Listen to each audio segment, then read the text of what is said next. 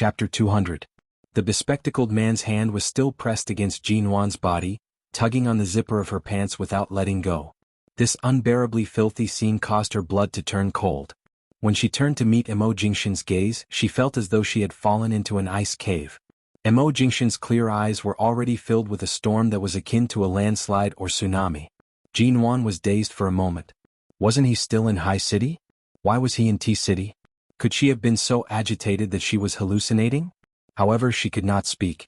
She could only stare in that direction with a pair of blank and empty eyes. It was as though it was the only warm light in the darkness of despair. It was as though it had saved her from the terror of her previous lives, allowing her to finally breathe. She could barely see how he had come over. She only knew that the bespectacled man on top of her suddenly cried out in pain. The sound of bones breaking rang out as though someone had twisted his arm. She tried her best to focus and saw that Emo Jingshin was within arm's reach. His cold eyes did not even blink as he twisted his arm, throwing the wretched bespectacled man off the bed. She felt her body lighten, and in an instant she felt a familiar coat with a clean and refreshing smell covering her body. Jinwan closed her eyes tiredly, forcing her tears back. By her ears, the bespectacled man's pained cries rang out one after another. She did not know what Emo Jingshin was doing, nor did she wish to look. Right now, even if some people here were to lose their lives, she would not care about the law or human nature. The man fell to the ground and was kicked again. He was kicked 2 meters away and slammed into the wall. His head slammed heavily against the cobblestone wall, and he cried out in pain. His face was flushed red from the pain, and he pointed shakily at the man who had suddenly barged in. He wanted to speak, but the sound of the door opening drowned him out. Feng Ling rushed in. When she saw the scene inside, she immediately understood something. She was about to enter when she suddenly heard Emo Jingshin's cold voice, "Close the door." Feng Ling glanced at Jinwan, who was lying on the bed, and subconsciously closed the door behind her, cutting off the gazes of the police outside. Jinwan was still in a daze when she was suddenly supported up. She opened her eyes to see Emo Jingshin's face. She wanted to ask why he had come to T-City, but when the words reached her lips, the slightly dried blood on the corner of her lips and her swollen face caused her to furrow her brows. Before she could speak, she heard Emo Jingshin whisper by her ear, "If it hurts, don't speak. I'm here." Although his voice was cold and low, he was gently coaxing and comforting her. At the same time, he wrapped the upper half of her body tightly with the coat she was wearing. He then raised his hand to push aside the hair on her forehead that was stained with blood. When he saw the wound on her head, he gently turned her face to check the palm marks on her face. The killing intent in his eyes was obvious. Although Jinwan knew that she was out of danger, her body was still trembling instinctively. All the struggle and fear from before were still spreading in her body and mind. She wanted to calm herself down, but the scenes from her previous life kept dominating her rational nerves. Her body was trembling, her hands were trembling, her eyes opened and closed, and her eyes were bloodshot. Her eyelashes were trembling, and she tried hard to hold back the tears that were on the verge of falling. Emo Jingshin held her trembling body tightly, gently caressing her hair mixed with blood and sweat as he whispered, "Don't be afraid. I'm here in front of you. It's all over. Be good and close your eyes. Don't listen. Don't look." Jinwan did not move.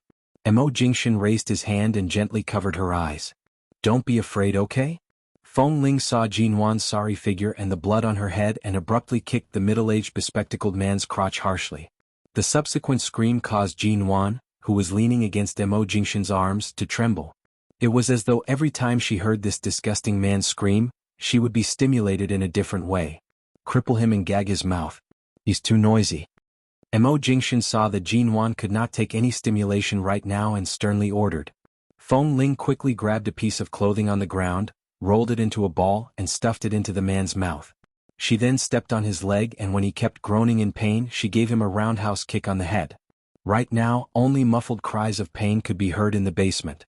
The bespectacled man's head was covered in blood and sweat. In the end, he leaned against the corner of the wall and fell to the ground. He looked at the short-haired woman in front of him with a frightened expression. He trembled and tried to move back, but was still kicked harshly by Feng Ling. This time the kick landed on his abdomen. The bespectacled man was in so much pain that his eyeballs almost popped out. Following that, there was the sound of his other arm bone being broken. Even though his mouth was gagged, the miserable groans were enough to tell what kind of inhumane torture and revenge he was currently enduring. Jinwan closed her eyes and leaned against Mo Jingshan's chest. Her eyes were covered by him and she could not see anything here. However, the red and swollen patch on her pale face was still shocking. Miserable groans followed one after another. Jinwan's hand suddenly touched the folding knife that she had previously thrown by the bedside. Her movements faltered and she suddenly gripped the knife tightly. In a hoarse voice she said, "Jingshan, put me down." Mo Jingshan glanced at her and released her. Although Jinwan was in a sorry state and her head was covered in blood, with Mo Jingshan's clothes draped over her, she still felt a special sense of security. She turned her eyes toward the bespectacled man who had been tortured to the point where he wished he was dead. She abruptly got off the bed. Feng Ling turned back to look at her. She saw that Jinwan was staggering and could barely stand. She rushed over to support her but was stopped by Mo Jingshan's gaze. Seeing that Mo Jingshan did not move to stop her, Feng Ling faltered and took a step back. As expected, Jinwan opened the folding knife in her hand. Her reddened eyes stared at the disgusting man in the corner who was barely breathing. Seeing the white, fleshy flesh on his body, the scenes of that small village in her previous life flashed before her eyes. She did not know where she got the strength from, but she abruptly pounced forward and ruthlessly stabbed the knife in her hand into his palm. The bespectacled man's entire body convulsed in pain. He opened his bloodshot eyes and stared at her in disbelief. This was the hand that had ripped off her clothes earlier. Jinwan forcefully pulled out the knife and stabbed it into the base of his thigh. Seeing blood gurgling out, her heart that was filled with suppressed fear finally felt a little better.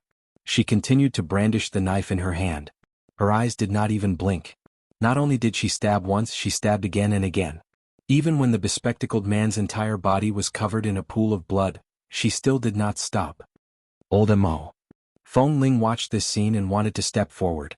However, she saw that although Jinwan's stabs were extremely vicious, most of them were only stabbing the man's legs, hands, and arms. She did not injure any vital parts. Chapter 201. Since she needed to vent, he would let her vent. After all, Mr. Mo was here. No one could touch a single hair on her. Even when his entire body was covered in blood, Jinwan's eyes were bloodshot as she continued stabbing him with the knife. Outside, the sound of the police knocking on the door could be heard.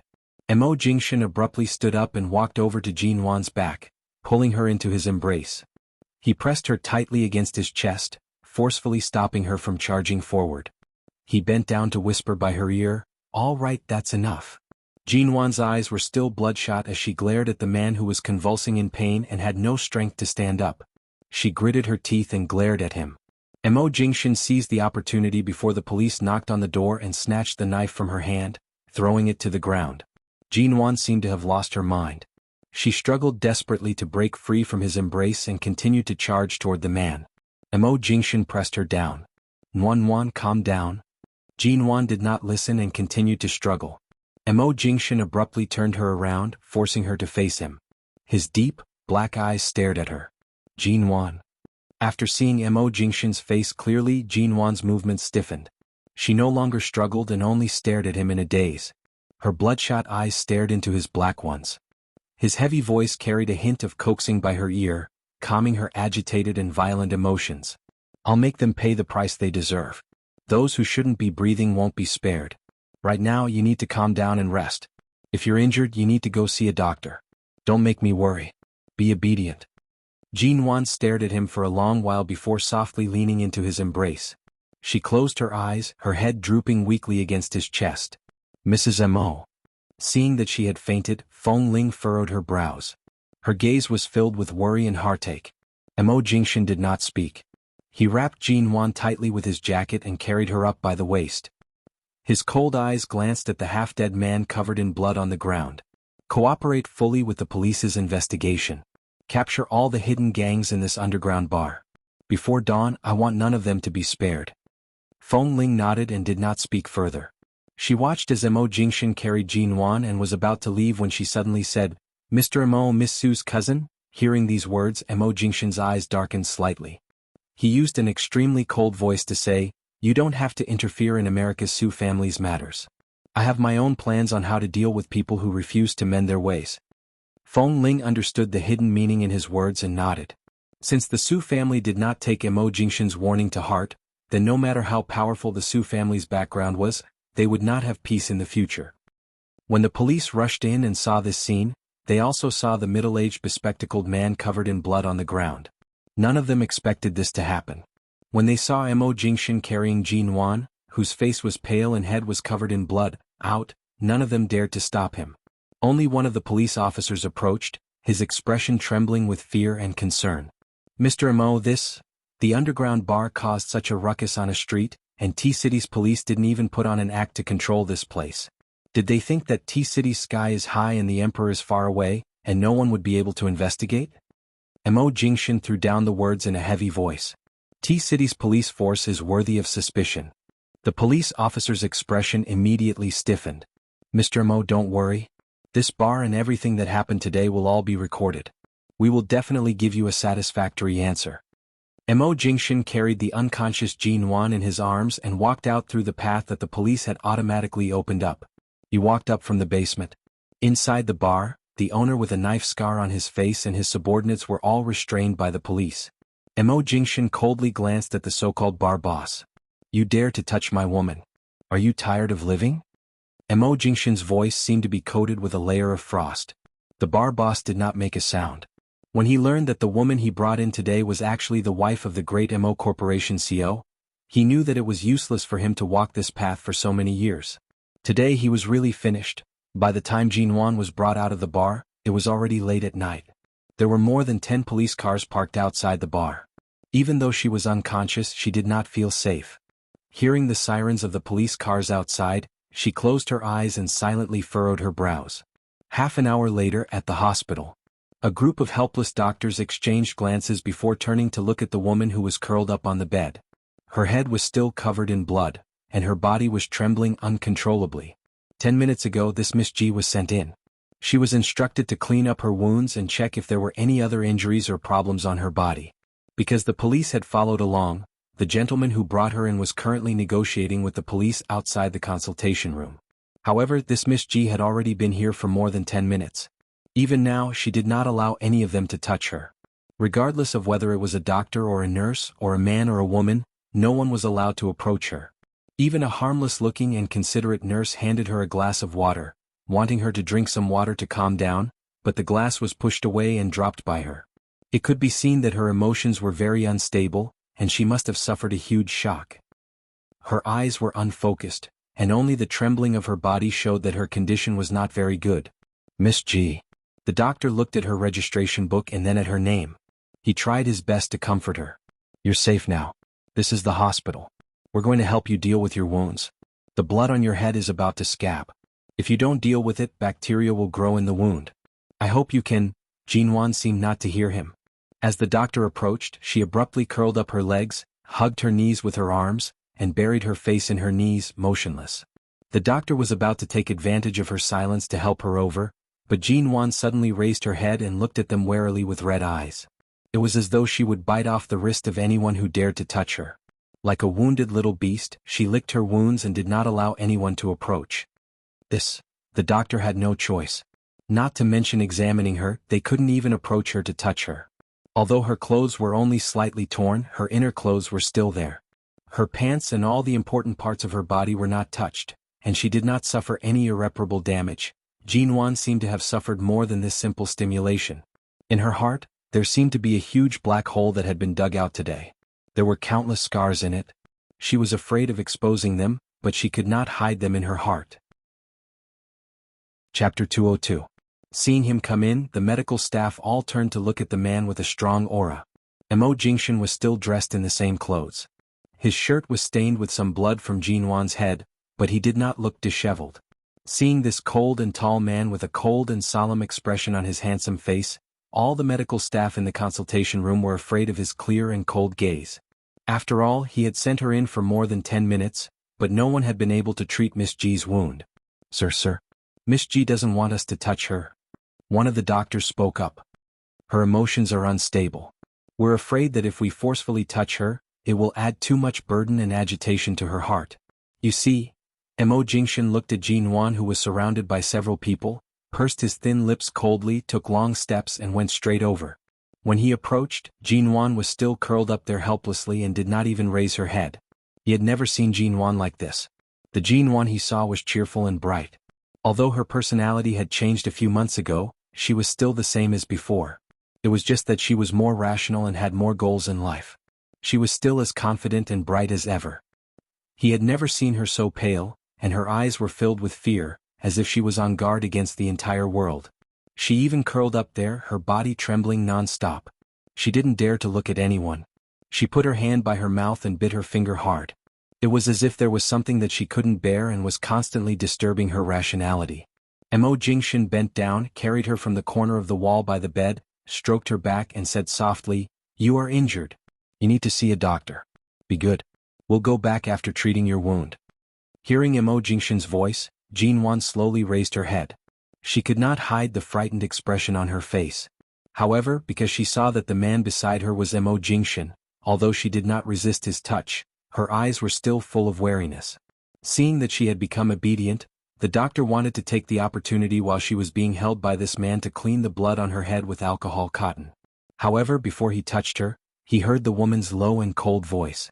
"Don't touch me, doctor." Sure enough, other than this gentleman, she really did not allow anyone to touch her. How much stimulation must one have gone through, and how much trust and reliance must one have on this gentleman to make him the only one who was special? Seeing that she was really afraid of other people's touch, he stroked her head and asked softly, "Do you feel uncomfortable anywhere?" She shook her head. "Does your head hurt?" he asked in a low voice. She still shook her head, but winced at the pain when his hand touched the wound on her head. Mo Jingshan didn't say more. He signaled the doctor with his eyes to place everything that could be used to treat the wound on the shelf by his hand. He then personally wiped the blood from her forehead and cheeks, and then wiped the area around her wound. Seeing that her wound was not very deep and was only a scratch caused by the cobblestone wall and did not need to be stitched up, he took the alcohol cotton and continued to wipe her wound. Although the wound was not deep, it was not small. Jinwan's entire body trembled from the piercing pain from the alcohol cotton. However, when Mo Jingshan lowered his eyes to look at her with concern, she bit her lips hard and did not make a sound. She endured the pain and did not move. "Don't bite yourself." Mo Jingshan took a clean piece of gauze, folded it into a thick square and placed it by her mouth. When Jinwan bit the gauze, he continued to disinfect her wound. During this time, Jinwan did not make a single sound of pain. However, her increasingly pale complexion revealed how much pain she was in. Finally, Mo Jingshan put the gauze on her wound and stroked her hair that was stained with blood and sweat. He used a rubber band borrowed from the female doctor to tie her hair to the back of her head and asked for an ice pack to apply on the swollen side of her face. After doing all this, Jinwan leaned against his chest and did not speak. She still did not allow anyone to touch her and was not allowed to do any checkups. He repeatedly asked if she was feeling uncomfortable. After confirming that there were no other problems, Mo Jingshan brought her out of the hospital. After returning to the condo, Jinwan quickly fell asleep. However, nightmares kept coming and she would wake up every 5 minutes. Even though Mo Jingshan had been holding her to sleep, she would still wake up frequently. Each time she woke up, she would stare at the lights in the room for a long time, as though trying to ascertain where she was. Only when she gradually calmed down and was certain that she was safe did she close her eyes again. Not long after, she would wake up again. This repeated until the wee hours of the morning. Only then did she sleep a little longer. However, in her dreams, her hands were still tightly gripping onto Mo Jingshan's sleeves, as though she was afraid that he would leave and leave her alone. In the wee hours of the morning, everything was silent. Mo Jingshan's phone vibrated by the bedside. He glanced at Jinwan, who had slept peacefully for more than half an hour in his arms. He reached for the phone, glanced at it and picked it up.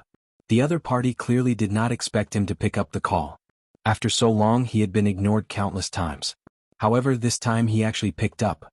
"Jingshan." A clear and pleasant female voice came from the other end of the phone. "I'm very sorry about Shui's matter. She is...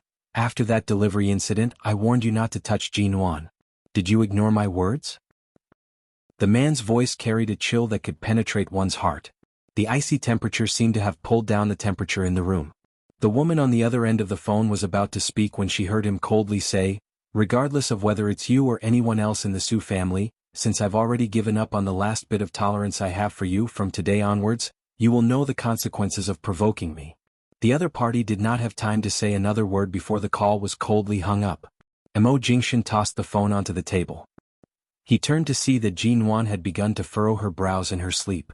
Her uneasy hands were tightly gripping onto his sleeves, as though she was being chased by a frightening person in her dreams. It was as though she had nowhere to run, and her entire body was tense as she slept by his side. The man's hand avoided the wound on her head and rubbed it gently. After several minutes of comfort, Jinwan's body gradually relaxed. Her face was pressed against his chest, and her brows slowly unfurled. If it was only the incident in the bar's basement that had agitated her, it would be normal for her to feel uneasy. However, from her various actions, it was clear that the agitation she had received was not that simple.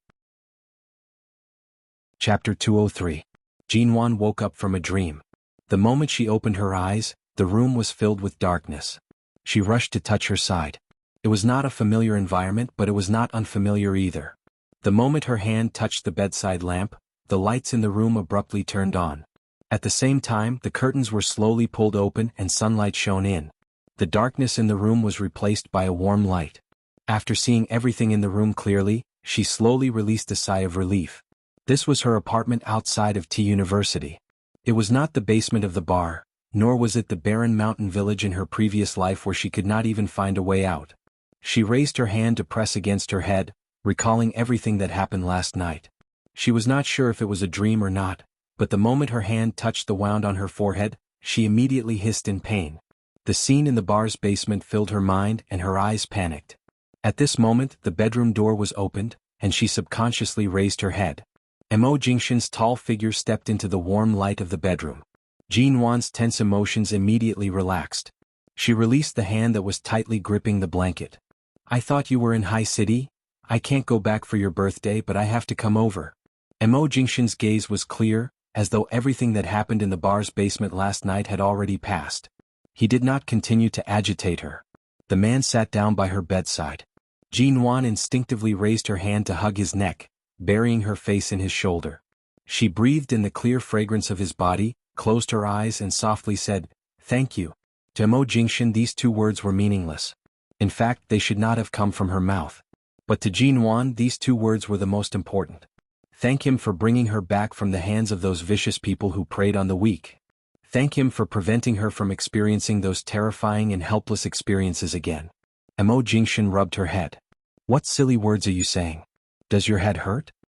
Jinwan raised her hand to touch her head, but before her hand could touch the bandage, he held her wrist. "Although it's only a superficial wound, it's not small. Don't touch it carelessly." Jinwan raised her eyes to see that Mo Jingshan's arm was still wrapped around her. She could tell that he did not sleep last night and spent the entire night taking care of her. She was extremely glad that she had escaped last night and had not been defiled. Otherwise she would not know how to face this man now. But when she thought about how her body had been touched a few times last night, even if it wasn't an important part, it still made her feel uncomfortable. Did I not shower after I came back from the hospital last night? She only remembered that she fell asleep as soon as she returned. She had nightmares and did not have a clear impression of what happened last night. However, it was definitely a mess. Otherwise, Mo Jingshan would not have stayed up all night to take care of her. "After you fell asleep, I helped you wipe off the bloodstains on your body." As he spoke, Mo Jingshan helped her tie up her hair. The man was clearly not familiar with combing a woman's hair. No matter how skilled Mo Jingshan was, there were times when he could not handle it. It took him a lot of effort to tie her long hair behind her head. After tying up her loose hair, he patiently said, "It's all in the past. Don't think too much. Go take a bath and relax. Don't touch water here." He gestured with his eyes to the wound on her forehead. Jinwan nodded. Seeing that she had adjusted her emotions well, Mo Jingshan directly went to the bathroom to prepare the water for her. By the time Jinwan entered the bathroom, it was already warm and steamy. She changed out of her soft and thin clothes and sat in the bathtub. She immersed her body in the warmth and felt as though she had finally found a warm and steady feeling. All of her thoughts, along with the slight pain from the wound on her head, slowly tugged at her nerves. She could finally calm her heart and carefully recall everything that had happened yesterday. She could not recall what happened in the bar's basement. Whenever she thought about it, she would still feel a lingering fear. If it were any other woman, they would not be able to let go of such a thing so easily. She could only rejoice that things did not go to the worst step. The cause of this matter was Su Shui. Since he clearly knew her identity and background, he still tried to approach her. His goal was most likely not as simple as making her lower her guard and asking someone to kidnap her. His true goal should be to gain a deeper understanding of her. Was this Su Shui related to Mo Jingxian? Su Shui was around 19 years old and not yet 20 years old. Thinking about the years when Mo Jingxian was in America, she should only be 14 or 15 years old. There shouldn't be any emotional ties between them. However, Jinwan could not be completely sure. After all, Su Shui came from Los Angeles and clearly hated and disliked Jinwan's identity as Mrs. Mo. So, who exactly was this person? Did she deliberately use such a method to ruin her? She was so young, yet her methods were so ruthless. Even if she was the daughter of Los Angeles' Swan Group, she would not be so vicious and merciless. The power behind Su Shui could not be underestimated. A 19-year-old girl was so familiar with these underground bar transactions and certain shady businesses. Even her actions were so ruthless and accurate. It must be related to the power behind her and her living environment. America, Los Angeles, the person behind Su Shui, perhaps this was everything related to Mo Jingxian.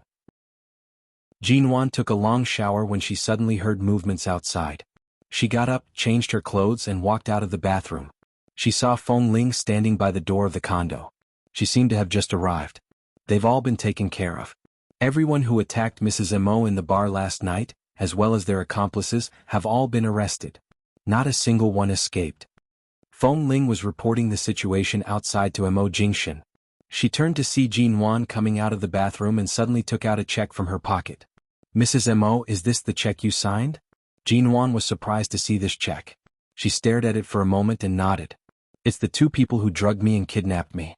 In order to save my life, I had no choice but to sign a check for 5 million yuan. But perhaps the knife she had exchanged for 5 million at that time wasn't useless. At the very least, she had gone through a not-so-smooth escape in the middle, and it had more or less delayed her for more than half an hour." "That's right."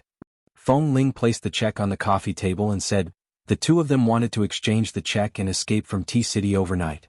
However, they were discovered by our people. They were captured at the bank and this check fell into my hands." Jinwan stepped forward to take the check. Looking at the words on it, she directly tore it up and threw the shredded paper into the wastebasket by the side. Chapter 204. With Mr. Mo personally making an appearance, the T-City police did not dare to be negligent. Those who should have been arrested were all caught, and those who should have been dealt with did not live to see the sun rise today. Hearing this, Jinwan subconsciously glanced at Feng Ling. Although Feng Ling did not say much, her meaning was clear. The person who almost tainted her last night was most likely dead. Did I kill him? When Jinwan asked this, her tone was calmer than she had imagined. After all, she remembered how many times she had stabbed that person last night. No, the wounds you stabbed him yesterday were not fatal. At most, he lost too much blood. The real cause of death was because he resisted too much when he was being arrested, causing the police to accidentally injure him. Feng Ling mildly curved her lips at Jinwan, indicating for her not to think too much. How could a person who was already half dead have the strength to resist in front of the police? However, even if Jinwan had the answer in her heart, she did not say much. Some people deserve to die. Since things had already reached this stage, she did not have the heart to feel pity for the state of the universe. Feng Ling used this method to stop her from thinking too much, and Jinwan accepted this ending. It was better than letting her know that the disgusting person was still alive and making her unable to eat every day. Seeing that Jinwan did not say more, Mo Jingxian sat on the sofa and indicated for her to come over. "Does your head still hurt?" As she approached, the man's hand touched her head. Although he avoided her wound, he purposely touched other parts of her head, as though to make sure she did not have any other injuries. "It doesn't hurt. Last night, when I was struggling, I was thrown against the wall and hit my head." Jinwan pulled his hand down from her head and said, "I know you're afraid I'll have a concussion. Last night, I did feel a little dizzy, but I'm much better now. Don't worry about me, I'm really fine." She had already calmed down and needed to think about many things. Recently, no matter if it was her injuries or the various situations, they all seemed to be related to someone in Los Angeles. When Jinwan's hand was held by Mo Jingxian, she suddenly asked, "That Su Shui, what exactly is her background? Is her goal to destroy me? Or does she have other plans?" Knowing that Mo Jingxian was by her side, Jinwan turned her eyes to Feng Ling and stared into her eyes. "I sent her photo to you before the accident. Have you checked it? Any results?" Feng Ling's expression faltered. Her gaze paused on Jinwan's face for a moment. She was about to speak when she suddenly felt Mo Jingxian's grip on her hand tighten. "There's nothing for you to do here. Go out first," Mo Jingxian calmly said. His words were directed at Feng Ling. Seeing Feng Ling turn to leave, Jinwan subconsciously tried to withdraw her hand from Mo Jingshan's, only to be held tightly by him. What do you want to ask? He looked at her, his eyes clear and calm. Jinwan looked at him and suddenly felt a strong urge to pull her hand out of his, but Mo Jingshan didn't let go and looked at her fixedly. Let go of me first. She frowned and tried to pull her hand out of his palm several times. I won't. Jinwan was exasperated. She wanted to be angry but it wasn't the right time. She could only grit her teeth and ask, Is Su Shui the fiancé you had in America? Mo Jingshan stared at the woman who was sitting on the sofa with him. Her slightly pale face was clearly suppressing her emotions. There was even a piece of gauze stuck on the wound on her forehead. Under the light from the window, she appeared frail and weak, but she still had the stubbornness of trying to maintain her rationality. No, he answered. No. Jinwan's expression was surprised. Then why did she target me? Could it be that everything that happened before and after was just a coincidence? Su Shui came from Los Angeles. There shouldn't be any mistake about this. If she isn't your fiancé, who else could she be? It can't be that a woman who appeared out of nowhere is a lunatic who finds me an eyesore and wants to harm me, right? She must have a motive for everything she did. After being reborn, Jinwan was too good at enduring. After enduring for so long, she really couldn't take it anymore. After what happened last night, who could endure it? She stared at the handsome face in front of her and closed her eyes. She took a deep breath and tried to pull her hand out again, but she still failed. I don't have a so-called fiancé. At least for now, I only have you. Mrs. Mo Jingshan didn't allow her to pull her hand away. Just like that, they held hands and looked into her eyes. Things in America can't be explained in a few words, but you have to believe that from the beginning to the end, I only have you, Jinwan, as my woman.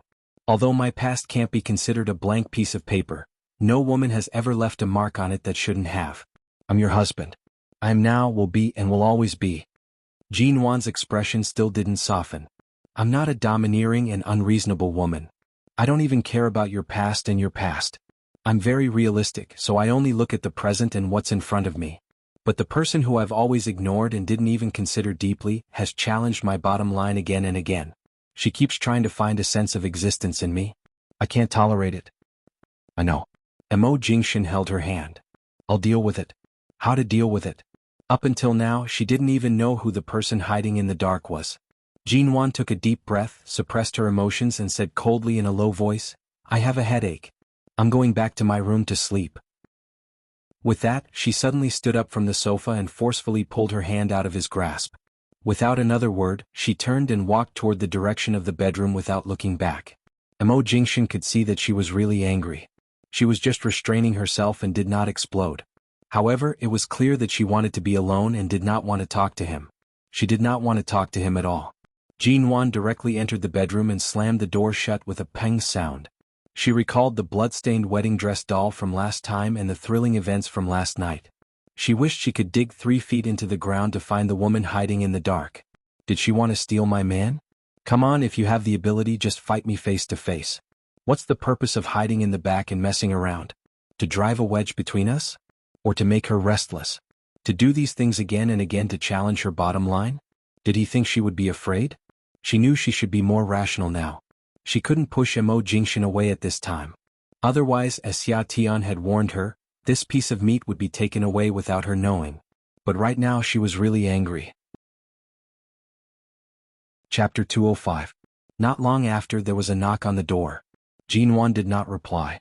She sat on the bed, holding her breath as she thought to herself. Forget it, forget it. This piece of meat was covered in gold. It was too precious and hard to guard. Whoever wanted to take it away could do so. She didn't want it anymore, all right? The door was knocked several more times. After a few seconds of silence, the man's calm voice rang out. Nuan. Jinwan laid on the bed, covering her face with the blanket. She was unwilling to hear his voice. Mo Jingshan knew that she had locked the door from the inside. His hand futilely twisted the doorknob. He softly said, Nuan, open the door. Jinwan did not make a sound. She buried herself in the blanket and used a silent method to respond. This woman's temper came as she pleased.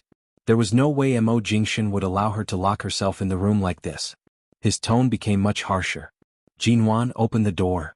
Hearing his heavy tone, Jinwan abruptly sat up from the bed. She resisted the urge to throw the pillow against the door. I'm not opening it. My head hurts. I want to be alone. If you have a headache, go to the hospital.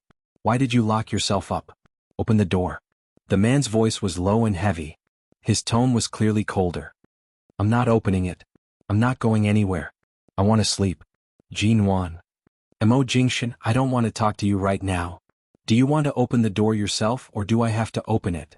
Jinwan remembered that last night in the bar's basement, he had kicked open the sturdy door. He had many ways to open the door. She was indeed unable to stop him. She hugged the blanket and laid on the bed unmoving. She decided not to speak. Let him do as he pleased.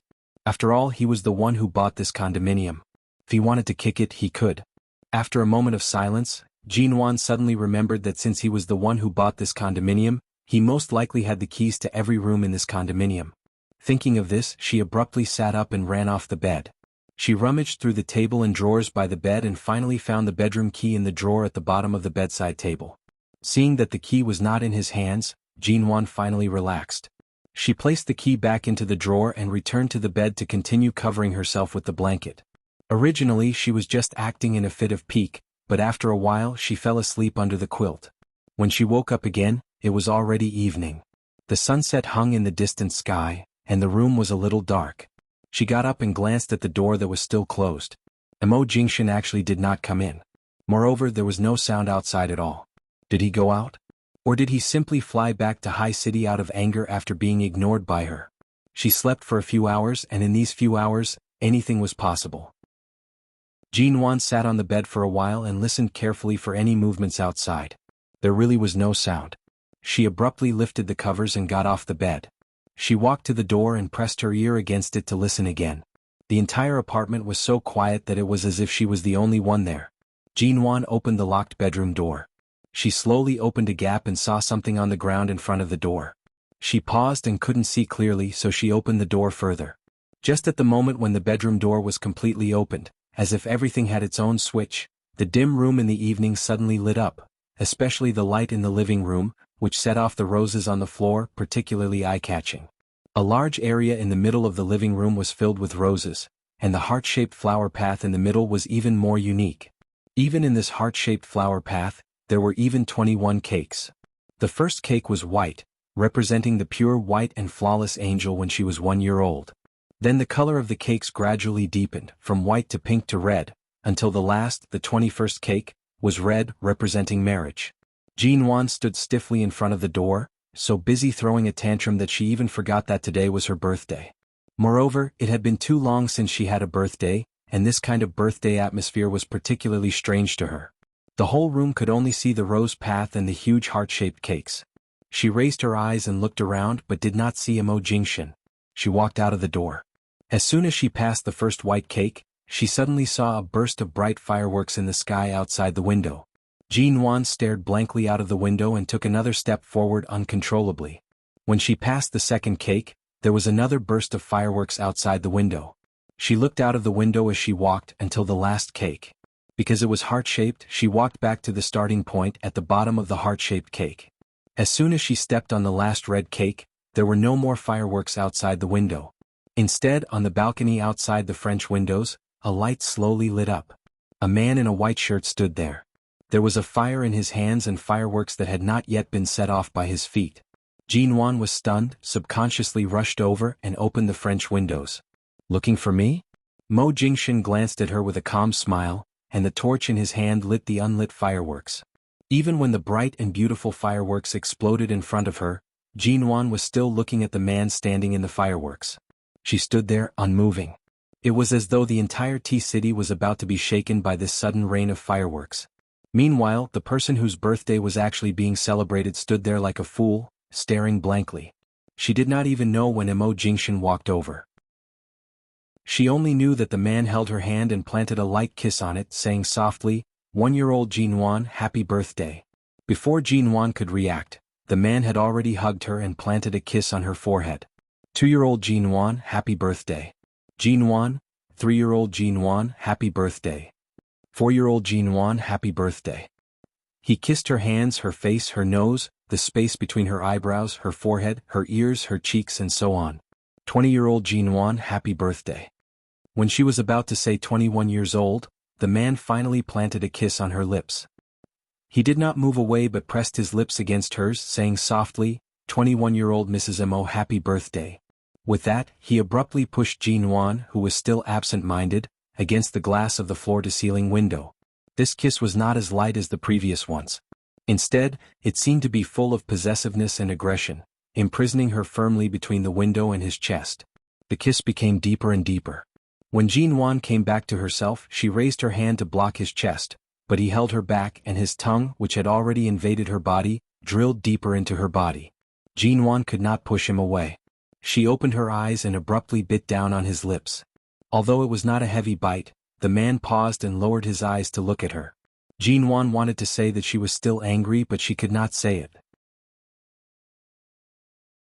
Chapter 206. However, the man in front of her stared at her. His deep, black eyes were filled with traces of a smile. His smile was seductive, as though he was a pervert who brought disaster to the world. His Adam's apple bobbed, and he leaned down to press his lips against hers. There was no further entanglement. Instead, he licked her lips inch by inch, filling the air with ambiguity. Finally releasing her lips, he held her waist, preventing her from turning her head away. He said in a low and hoarse voice, "Even if I'm angry, my birthday still has to be celebrated. If I don't give you a proper explanation before midnight, won't I have another baseless accusation?" Jinwan looked at his innocent appearance and pushed him angrily.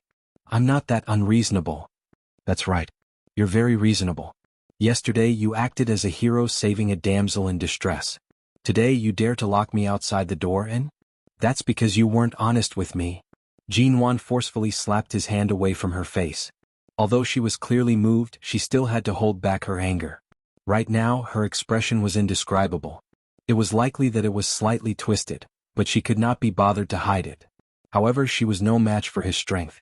Jinwan had already been brought into the floor-to-ceiling window. The window was not closed. She tried to push his hand away, but the man placed a knife in her hand. "Jinwan, cut the cake or just cut me. Choose one." Mo Jingshin's tone was mild, but his gaze was indifferent as he watched her. It was clear that he had already seen through her thoughts. "Aren't you still angry? Where do you want to cut?" He leaned over, leaning in front of her face to look at her expression. "The door is already closed and you've held back your anger for too long. Rather than having a cold war by yourself, why don't you cut me a few times? I saw that you cut me very cleanly last night. Do you want to continue venting your anger today?" Jinwan gripped the knife tightly, glaring at him. The feeling of punching cotton was truly an internal injury. "Who says I want to have a cold war with you? I'm not that bored." Jinwan abruptly turned around, picked up a cake on the ground and cut it. She then picked up the cake and put it on the table by the side. After cutting it several times, she picked up another one and continued to cut it. From beginning to end, she did not look up at her again. Mo Jingshin stood by the side watching her. No matter how he looked at it, he felt that she was using the same strength she used to cut him to cut the cake. The peng-peng sounds indicated that she was indeed in a bad mood. He didn't say anything and handed her the cake for her to cut. After cutting one, he passed her another. After cutting for a long time, Jinwan was tired. She turned to see that there were still a few intact ones on the ground. Mo Jingshin picked up another one and handed it to her. She stood there with the knife covered in cream in her hand. The man looked at her with clear eyes, and his eyes were filled with the indulgence that belonged to her. For a moment, Jinwan didn't know what she was angry about. He had clearly explained to her that even if his past couldn't be considered a blank piece of paper, no woman had ever left a mark on it that shouldn't have. His words were already clear enough. What else did she want him to say? Jinwan didn't know why she was so angry with him. Was it because his past in Los Angeles had been provoking her? Did this mean that the other party had succeeded in provoking her? She suddenly rubbed between her brows. She didn't think whether her jealousy was really unreasonable. She threw the knife away and went to the bathroom to wash her hands, washing away the cream on her hands. At this moment, the doorbell rang. Jinwan slowly washed her hands and saw Mo Jingshin open the door. Nanheng came in. Seeing the mess on the floor and Mo Jingshin's white shirt more or less stained with cream, he sneered coldly. "Did you guys just go through a cream war? Or did you just unlock some new postures on so many cakes?" Jinwan didn't have time to think about why Nanheng suddenly came to T-City. His words made her ears burn. Mo Jingshin calmly glanced at Nanheng and then at Jinwan, who was still standing in the bathroom washing her hands. He spoke, his voice gentle and ordinary. "Your body is covered in cream. Go back to the bedroom and change your clothes after washing. Nan Heng looked at the gauze on Jin Wan's head and the slightly swollen side of her face. His gaze was no longer as ordinary. You were so heavy-handed. Didn't you crush that bastard's family jewels on the spot? Nan Heng sneered, but his expression was clearly much colder. Jin Wan paused and calmly glanced at him. Could it be that Nan Heng was here because of the underground bar incident? Or was it related to that person in America? Before I could make a move, that person was already crippled by Feng Ling. Mo Jingshan's extremely cold voice interrupted Jin Wan's thoughts. He looked at her. Go back to the room and change your clothes. That person was not only crippled by Feng Ling, but Jin Wan also almost killed him with her own hands. Wasn't that even more bloody? Jin Wan knew that Nan Heng was in the arms business, and she also knew that his relationship with both the underworld and the underworld was not simple. The reason why Nan Heng came here was most likely because the people who were dealt with last night were all from T-City's underground bar. Perhaps there was some connection between them. Jin Wan did not wish to hear any more about those people from last night. She glanced at them, wiped her hands and went back to the bedroom. Seeing Jin Wan step into the bedroom with the cake and mess on the floor, Nan Heng felt that Jin Wan seemed to be angry today. Although she didn't say it, when she closed the bedroom door, she made a loud noise. Nan Heng raised his brows, looking at Mo Jingshan with an indifferent expression. What's the matter? Did you manage to save her and release her temper? Mo Jingshan ignored him.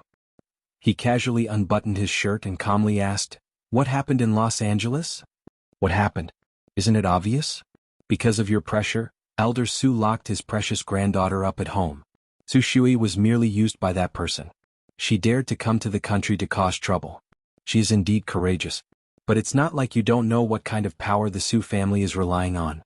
Nan Heng spread his hands. But speaking of which, are you really willing to do it? That person guarded you for an entire year while you were still recovering from your injuries. There seemed to be an undercurrent surging in the air. Mo Jingshan's usually gentle face revealed a biting sharpness. His tone was cold and heavy.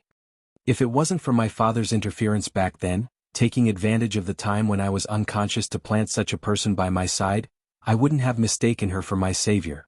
Otherwise, why do you think she had the opportunity to guard me for an entire year? Chapter 207. When Nan Heng arrived, it was already evening. When Jin Wan came out of the room, she saw that Nan Heng had yet to leave. Thus, she casually asked Nan Heng if he wanted to stay for dinner. In the end, this great sir actually agreed. At that time, Jin Wan glanced at the uncleaned cake on the floor and the mess. She wondered if there was no need for her to be so polite to Mo Jingshan's two brothers. That night, Nan Heng looked at the takeout on the table, his lips twitching. So, the last time you went to Old Chin's place, you personally made a sumptuous meal, and now that you're here you can only eat takeout? Mo Jingshan tossed the disposable chopsticks to him, indifferently saying, Do I look like I have the leisure to make you a sumptuous meal right now? Nan Heng raised his brows, turning his gaze to the Jin Wan who had now become a good wife. Jin Wan pushed her long hair to the side, showing him the gauze on her forehead. She used a casual tone like Mo Jingshan's to say, Do I look like I have the ability to make you a sumptuous meal right now? Nan Heng snorted, breaking the disposable chopsticks with a pa sound. He did not waste any words and directly tasted the food, raising his brows. Fine, it's my fault for not coming at the right time and place. Thankfully, this hotel's chef's skills are not bad. It's barely edible. This was T-City's most famous hotel. It was said that the dishes were famous in the country. Yet, at Nan Heng's place it was barely edible? Jin Wan also picked up her chopsticks. After taking a bite, she felt that this man was the one who said one thing but meant another. It was clearly so delicious. She had just sat down when she saw that Mo Jingshan had also come over. She paused and subconsciously began to add food to Nan Heng's bowl. Come eat more. She kept piling food into Nan Heng's bowl. Nan Heng watched speechlessly as the food gradually piled up into a small mountain, suspecting that something was wrong with Jin Wan's brain. Her man was just sitting by the side. Why was she adding food to his bowl? Was she purposely trying to disgust her man? Nan Heng picked up the bowl that was piled high and glanced meaningfully at Mo Jingshan. Sure enough, he saw Mo Jingshan sitting there with an indifferent expression, as though he couldn't wait for him to finish eating and leave. Last time on your birthday I cut your cake and ate so much. Today is my birthday, so I should return the favor. You can cut whatever you like. Jin Wan put the knife in front of Nan Heng and piled the only 4 cakes that survived out of the 21 on the table. Although it was a gradient, the last few cakes were pink to red and they were all very bright colors. Nan Heng took a look at Jin Wan, picked up the knife with a faint smile, and casually pointed at the 4 cakes. Finally he looked at the last big red cake and the pair of dolls in wedding suits made of black, white and red chocolate. He picked up the knife and was about to cut it from the middle. "Try cutting it." Mo Jingshan's tone did not change. When he spoke, his expression was indifferent as he coldly stared at Nan Heng. Nan Heng raised his brows and sneered. Jin Wan said, "I can cut it as I please." Mo Jingshan's gaze casually shifted to the other 3 cakes, meaning that if he wanted to cut it, he would cut the other 3. If he dared to cut this cake with dolls, he would definitely not live to see the sun tomorrow morning. Nan Heng sneered and put down the knife. "Fine, I'm not the birthday boy. Besides, I'm really not interested in things like cakes." Jin Wan indifferently responded. "What a coincidence, I'm also not interested in cakes recently." Nan Heng smiled mockingly. "If you really don't want to eat it, I'll throw it away for you when I leave." Before he finished speaking, Mo Jingshan directly picked up the mouth of a fish from the takeaway box and threw it into his bowl, saying coldly, "Eat." Nan Heng looked at the fingernail-sized fish mouth in his bowl. Did he want him to shut up? He suppressed his laughter. "Your woman doesn't plan to eat this cake at all. It's clear that the 2 of us are not interested in sweets. If you don't throw this cake away, are you going to keep it at home and seal it as a fossil?" Mo Jingshan raised his eyes and said coldly and indifferently, "Do you have a problem with me keeping it as a fossil?" "Don't care about him." More. Jin Wan suddenly picked up all kinds of delicious food and put it into Nan Heng's bowl. She raised her voice and interrupted, "What else do you like to eat? I'll help you pick it up." Nan Heng looked at Jin Wan's expression with a forced smile and did not say more. Even though he did not usually like to eat meat, he still gave her face and ate some of the food in his bowl. He gave Jin Wan another look. It went without saying that she dared to throw a tantrum with Mo Jingshan, but he did not have the ability to pick a fight with Mo Jingshan here. It was possible for him to cooperate with her and make things difficult for Mo Jingshan. The result was that Nan Heng was chased out before he could finish his bowl of rice that was piled up like a mountain. Before he could eat his fill, he was almost disemboweled by Mo Jingshan's cold dagger. As if this was not enough, he even had to clean up the unfinished takeout box. In the end, Mo Jingshan even added a cold word, "Scram." Tsk, he finally understood what Qin sighting meant when he said they were going to torture him to the point of Stockholm Syndrome. It was indeed quite king inhumane. Tomorrow was Monday. Logically speaking, Jin Wan should return to T University to continue her classes. However, Mo Jingshan did not seem to have any intention of returning to High City. It was likely that she would be resting in the condo tomorrow. Jin Wan sat on the bed in the bedroom, holding a business management textbook in her hands. She planned to roughly read through the contents of Professor Lin's lecture tomorrow. The spacious bed was soft and the temperature in the room was adjusted. Although T-City hadn't entered winter yet, there was the sound of wind blowing tonight. Compared to the sound of the wind outside the window, this moment of silence actually gave one a sense of tranquility and security. Whether the true sense of security came from the warmth of this room or from the man living in this condo with her, she could not be bothered to think about it. The man pushed the door open and entered, breaking the silence in the room. His long legs took steady steps as he walked towards her without saying a word. The woman who was reading on the bed raised her head. Her expression was calm, and the unhappiness from before was gone. Her voice was light and emotionless. "I'm returning to T University to attend classes tomorrow." The man furrowed his brows, coldly replying, "No." Chapter 208. Although Jin Wan's voice was calm, it clearly hid a hint of toughness. After she finished speaking, she lowered her head and continued flipping through the book. After turning a page, she said in a normal tone, "Then, let's book a plane ticket back to High City. I'll go back with you. I'm not going to study anymore. After I recover, I'll stay behind you and be an idle rich wife. Anyway, you don't lack money. Even if I casually take out a few $100 million or even a few billion to blindly invest and lose a few $100 million every day, you can still afford to squander like this. If you really want to lose, go ahead. I can indeed afford to raise you." Mo Jingshan did not mind at all the sarcasm in her words. Instead, her fists landed on cotton, causing her to feel strangely irritated. Jin Wan forcefully squeezed out a cold word from her mouth. Mo Jingshan lowered his eyes to look at the side of her face that was still slightly red and swollen. Although it had mostly subsided, it would still take at least a day for it to completely disappear. He took the book from her hands. When Jinwan raised her eyes to look at him, he said, "Be good, don't be angry. If your face is not swollen tomorrow morning, I'll let you return to T University." As he spoke, the man's hand caressed her face. Looking at the red and swollen side, his eyes clearly flashed with coldness. Jinwan turned her face away to avoid his touch. She lifted the blanket to cover her legs and moved to lie down. "Then I'm going to sleep. More rest will help reduce the swelling."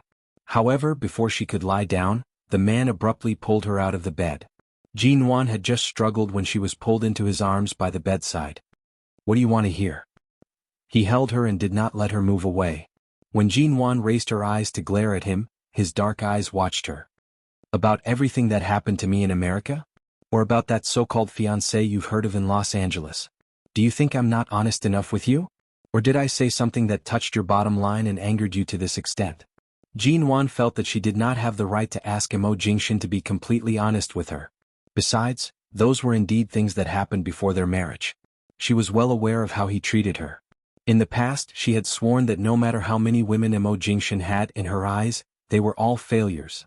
But when she really wanted to understand, she found that she was actually a ridiculously narrow-minded woman. He said that no woman had left a mark on his piece of white paper. Whether there was a mark or not was secondary. The key was that such a woman did exist in Los Angeles. Jinwan was very clear about Mo Jingshan's attitude, so it was meaningless for her to haggle over this. Did she leave a mark on his paper? Or was it just that she was his wife in this marriage? His love and pampering for her seemed to have coexisted from the first day of their marriage. Everything seemed to be so natural. What about the marks? Did she stay? Mo Jingshan often looked gentle, but Jinwan knew very well that he was cold-hearted to those who had nothing to do with him. No one could easily influence any of his decisions and choices, whether it was his enemies in the business world or the women who tried to approach him.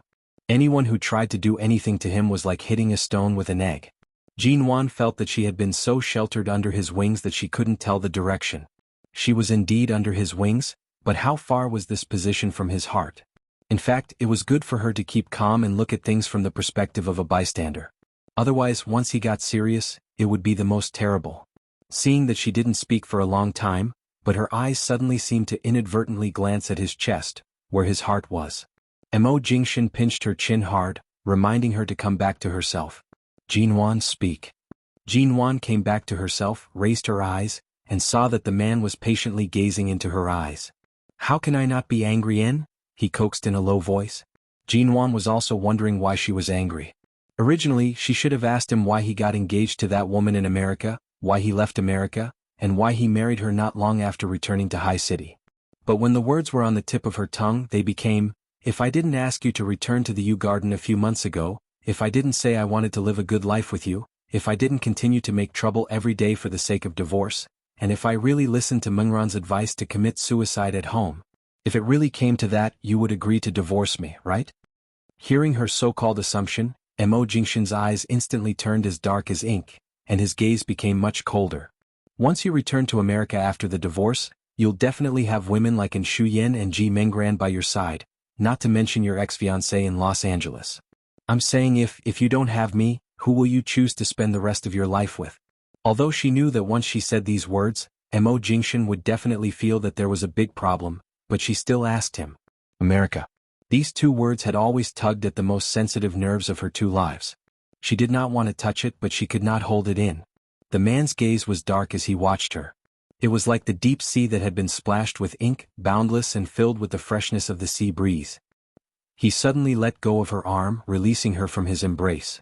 Jinwan had yet to react when Mo Jingshan had already placed her on the bed. He expressionlessly stood up, speaking mildly, "I'll go get an ice pack. Apply more cold compress on your face tonight. Tomorrow morning I'll ask Feng Ling to accompany you to T University." After speaking, the man turned and left the bedroom. Jinwan was stunned. What did this mean? She sat on the bed and thought for a moment before realizing that he seemed angry. Wasn't she the one who was originally angry? Why did it suddenly turn to him? For some reason, Jinwan's heart suddenly felt a little flustered. She had been by Mo Jingshan's side for so long. Outside of work, although he was still cold and indifferent in general, he was exceptionally gentle and indulgent toward her. He could be described as absolutely easy to get along with. Occasionally he would be stern toward her, but it would always be a light warning. He would always give in to her. Unlike how he treated other people, Mo Jingshan would never say a single harsh word to her. Mo Jingshan had never been truly angry toward her. Today was the first time. She was not even sure if her earlier assumption had caused him to sense something or arouse his suspicions, or if the strange assumption she made regarding the divorce and who he would choose in America had touched his bottom line. He couldn't possibly be suddenly angry, right? Chapter 209. This was the first Cold War in a long time. Jinwan resisted the urge to go out and take a look. She shut herself in the bedroom and refused to step out. The next morning she took a shower in the bathroom. She saw that the scar on her face was almost unnoticeable. She only needed to put on a layer of foundation to hide it. Only the gauze on her forehead was slightly noticeable. She planned to find a nearby hairdresser to cut her fringe to cover it. Anyway, her hair was of good quality and grew quickly. When the scar on her forehead gradually faded, her fringe would grow back. It would not affect her appearance at all. The living room was quiet. Jinwan changed her clothes and walked out. The moment she opened the bedroom door, she was met with a pair of eyes. Mo Jingshan met her gaze calmly. He sat in the living room. It seemed like he had not slept all night. Jinwan stood by the door and watched him. He did not seem to have any intention of making a sound. If Jinwan had not come out and seen him, who knew how long he would have sat here? Facing Mo Jingshan, the atmosphere was so heavy that she instinctively held her breath. At this moment, Feng Ling opened the door and entered. Clearly, she had received Mo Jingshan's notice to send Jinwan back to T University today. However, the moment Feng Ling entered, she sharply sensed the undercurrent between the two of them. She stood by the door in a daze and was about to turn to leave when Mo Jingshan called her back. Send her to T University. Feng Ling paused and could only turn back. She saw that Jinwan had already changed. Although there was a wound on her forehead, she seemed to be in good condition. However, the living room was eerily quiet. In the end, Feng Ling spoke up. Madam, Mr. Mo has arranged a temporary transfer for me in T University's business department. From today onwards, I can follow you around in school. Don't worry, I'll do my best to keep a low profile. I won't let others know that I'm your bodyguard and won't affect your normal life. Temporary transfer? Then you'll live with me in T University? Jinwan looked at Feng Ling. Hearing that Jinwan still planned to live in school and not return to the condo, Feng Ling subconsciously turned to Mo Jingshan, who was sitting on the sofa. The man on the sofa did not speak, as though their conversation had nothing to do with him. I'll follow wherever you live, Feng Ling replied. Jinwan did not speak again. Her eyes seemed to inadvertently drift toward the sofa. In the past, Jinwan didn't understand. People always said that Mo Jingshan was a noble creature who could freeze people to death just by sitting there quietly. She always felt that it was an exaggeration. She admitted that he was cold and noble, but it was too exaggerated to say that he could freeze people to death in an instant. How could he be so scary? But now, Mo Jingshan only sat there and did not say a word, but Jinwan could deeply feel. She had really offended him last night.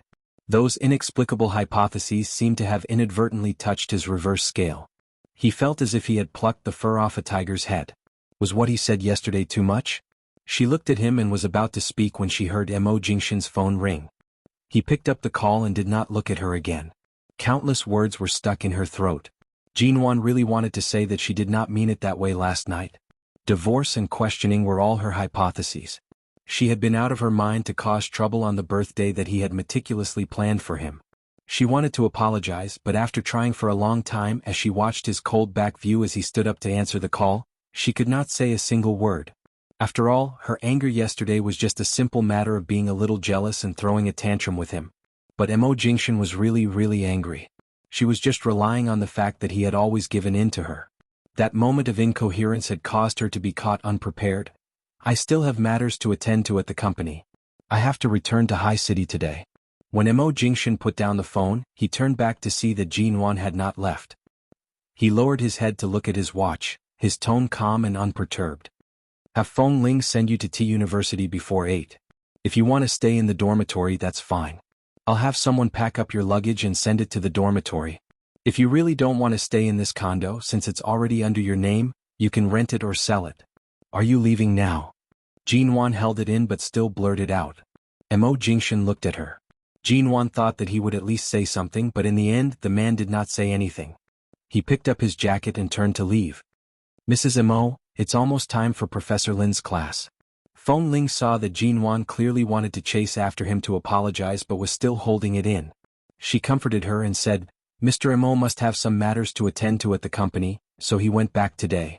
When he finds some time in the next few days he will definitely come to see you. Seeing that Jinwan did not respond, Feng Ling asked patiently, Do you want to go eat breakfast first?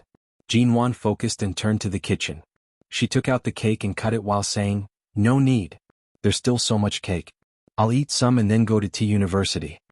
Feng Ling looked at the cake and asked in surprise, Why are there only 4 left? Jinwan paused and raised her eyes to look at her. Do you know how many cakes there were here yesterday? I do. On Saturday night I saw Mr. Mo come. I was surprised at first, but I later learned that he arrived that morning and flew over from High City overnight. He specially booked a nearby bakery and spent the whole day making 21 cakes of different sizes and colors for you. Yesterday I sent the cakes and roses over with the bakery's staff. Feng Ling saw that Jinwan's figure seemed to have been petrified and realized that she had said something she shouldn't have. She immediately stopped talking. On Friday night he flew over from High City. On Saturday night he brought her back from the bar and took care of her for an entire night. On Sunday night he angered her to the point that he could not sleep. In other words, he had not slept for 3 whole days. Jinwan did not speak. She cut open the reddest cake and gently picked up the pair of chocolate figurines on top. She placed them on a plate and carefully placed them there without eating. Seeing that Jinwan had suddenly lowered her head to eat the cake, Feng Ling approached. Mrs. Mo, did you quarrel with Mr. Mo? However, the moment she approached, she saw that Jinwan's eyes were red as she ate the cake with her head lowered. Feng Ling was usually a serious and cold person. When she saw that Jinwan, who had never shed a single tear, had her eyes red as though she was about to cry but was holding it in, Feng Ling immediately panicked. Afraid that she would really cry, Feng Ling frantically passed her tissues to her. Jinwan shook her head and avoided Feng Ling's hand. I'm fine. Then should I send you to Tea University now? Chapter 210. All right. Feng Ling glanced at her once more before retreating.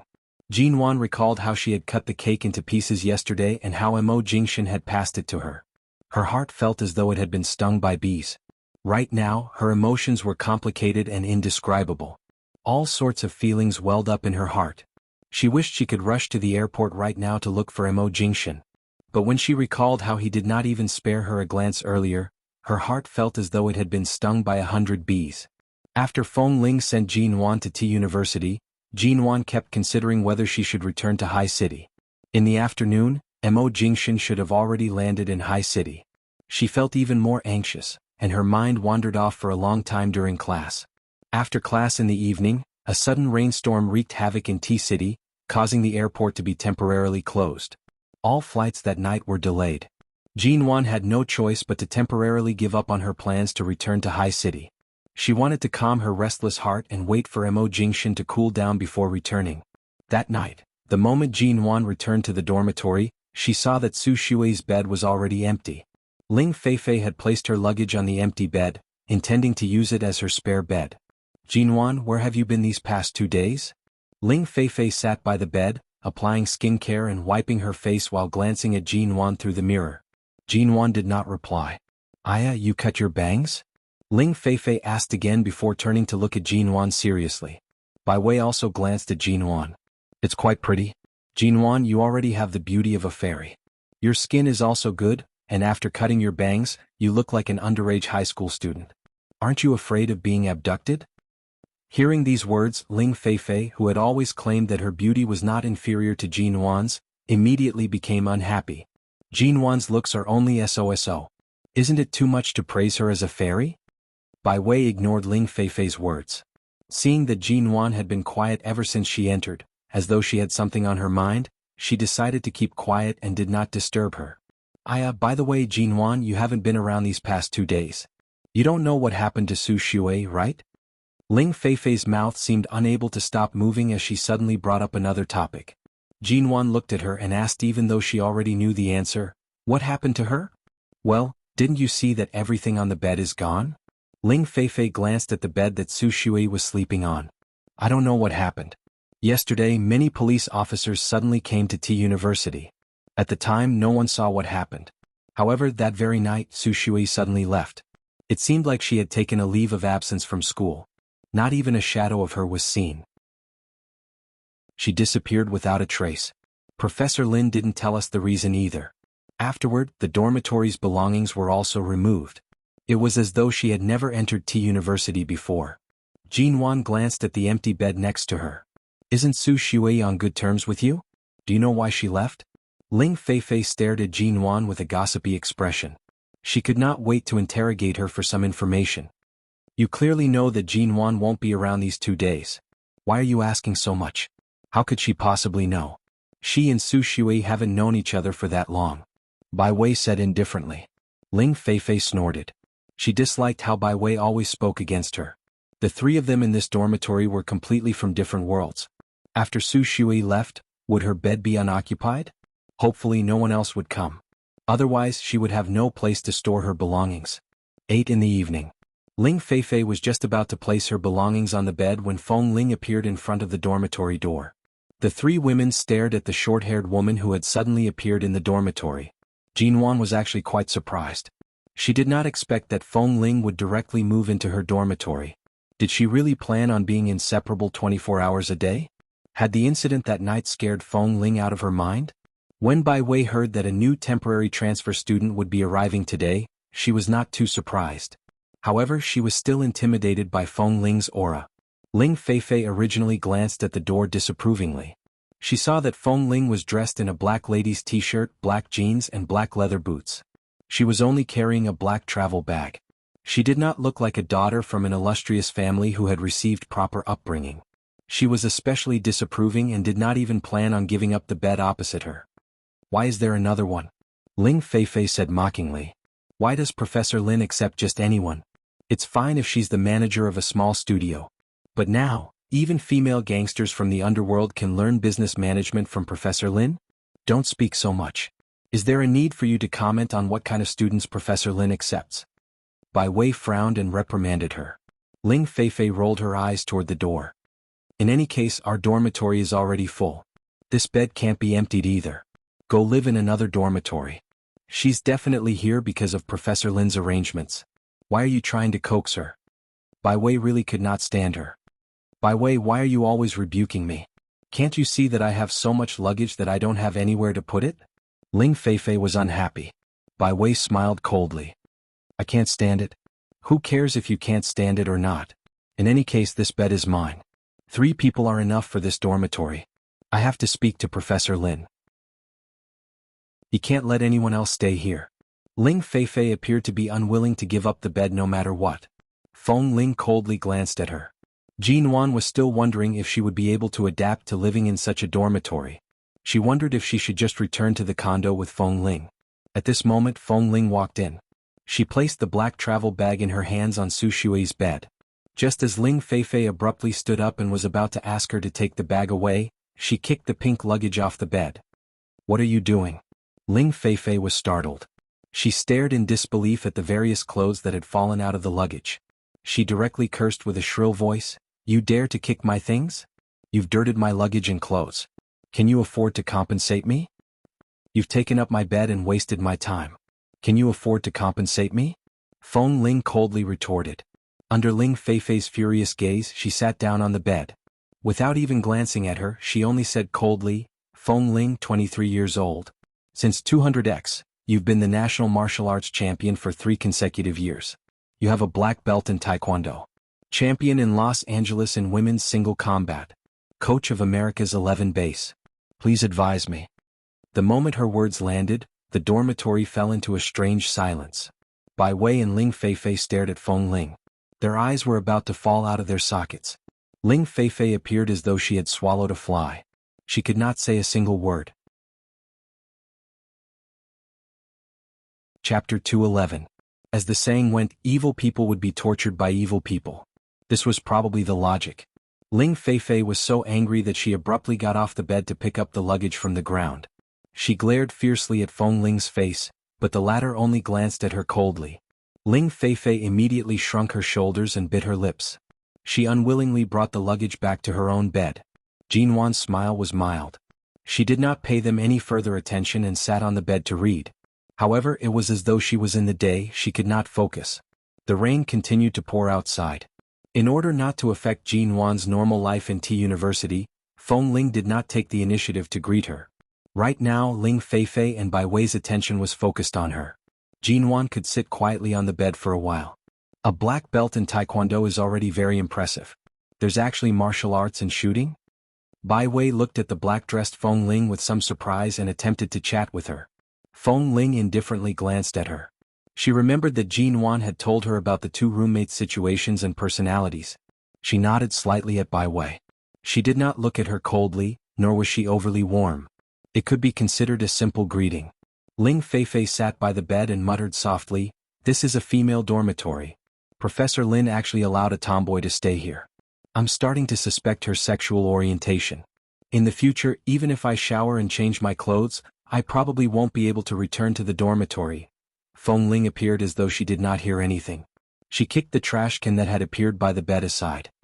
"Whose is it? Take it."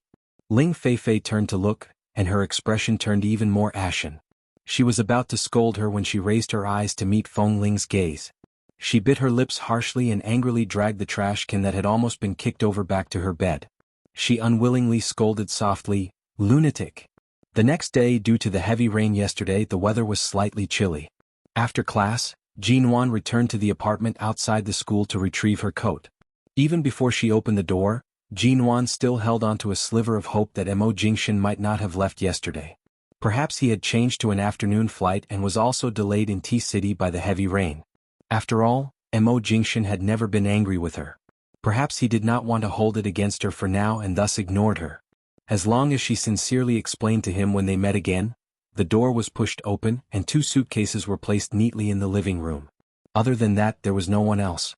Standing at the door, Jin Wan's heart sank.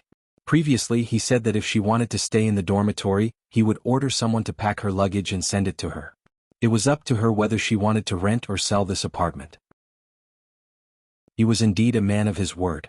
Her luggage should have already been packed yesterday, but because of the heavy rain, it was not delivered to her. Unwilling to give up, she searched every room again and found that all traces of Mo Jingshan's birthday celebration had been erased.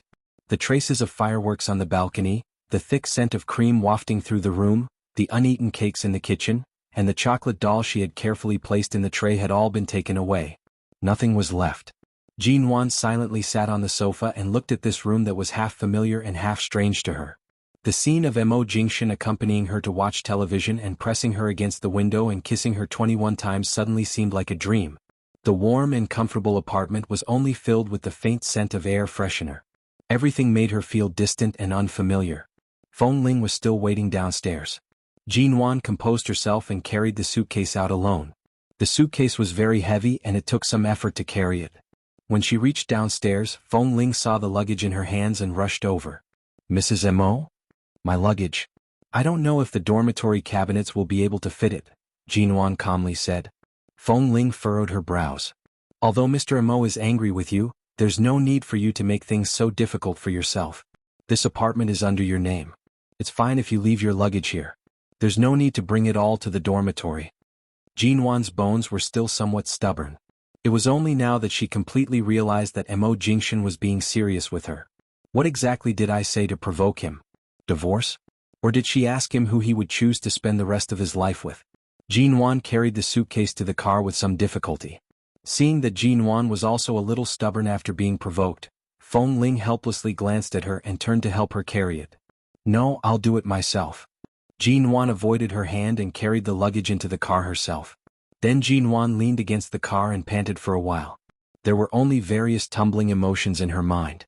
In the end, she suddenly took out her cell phone and glanced at it. In the recent call history, she found Mo Jingshan's private cell phone number. After staring at it for a long time, she suddenly called him. However, after the call went through, the cell phone only beeped, and Jin Wan's heart seemed to be shaken. She then turned to look at the suitcase in the car and abruptly hung up the phone. Feng Ling watched from the side.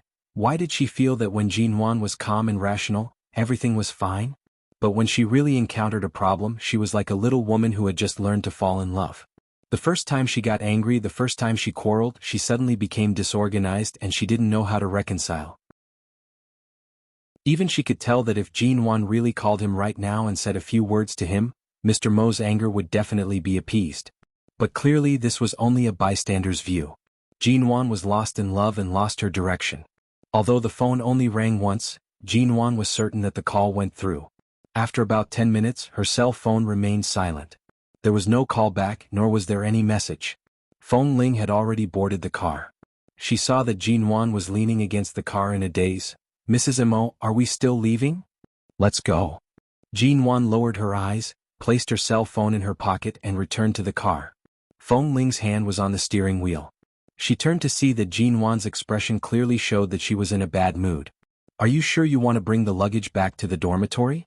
"This condo. Take it first. Even if the condo is under my name, I didn't buy it. Leave it empty first. We'll talk about it later." "Actually, Mrs. Mo, you and Mo can..." "Feng Ling, my head hurts. I'm going to sleep for a while. Wake me up when we reach T University." Although she knew that T University was not far from here and that it would only take a few minutes to drive, Jinwan still closed her eyes and leaned her head against the car window, no longer speaking.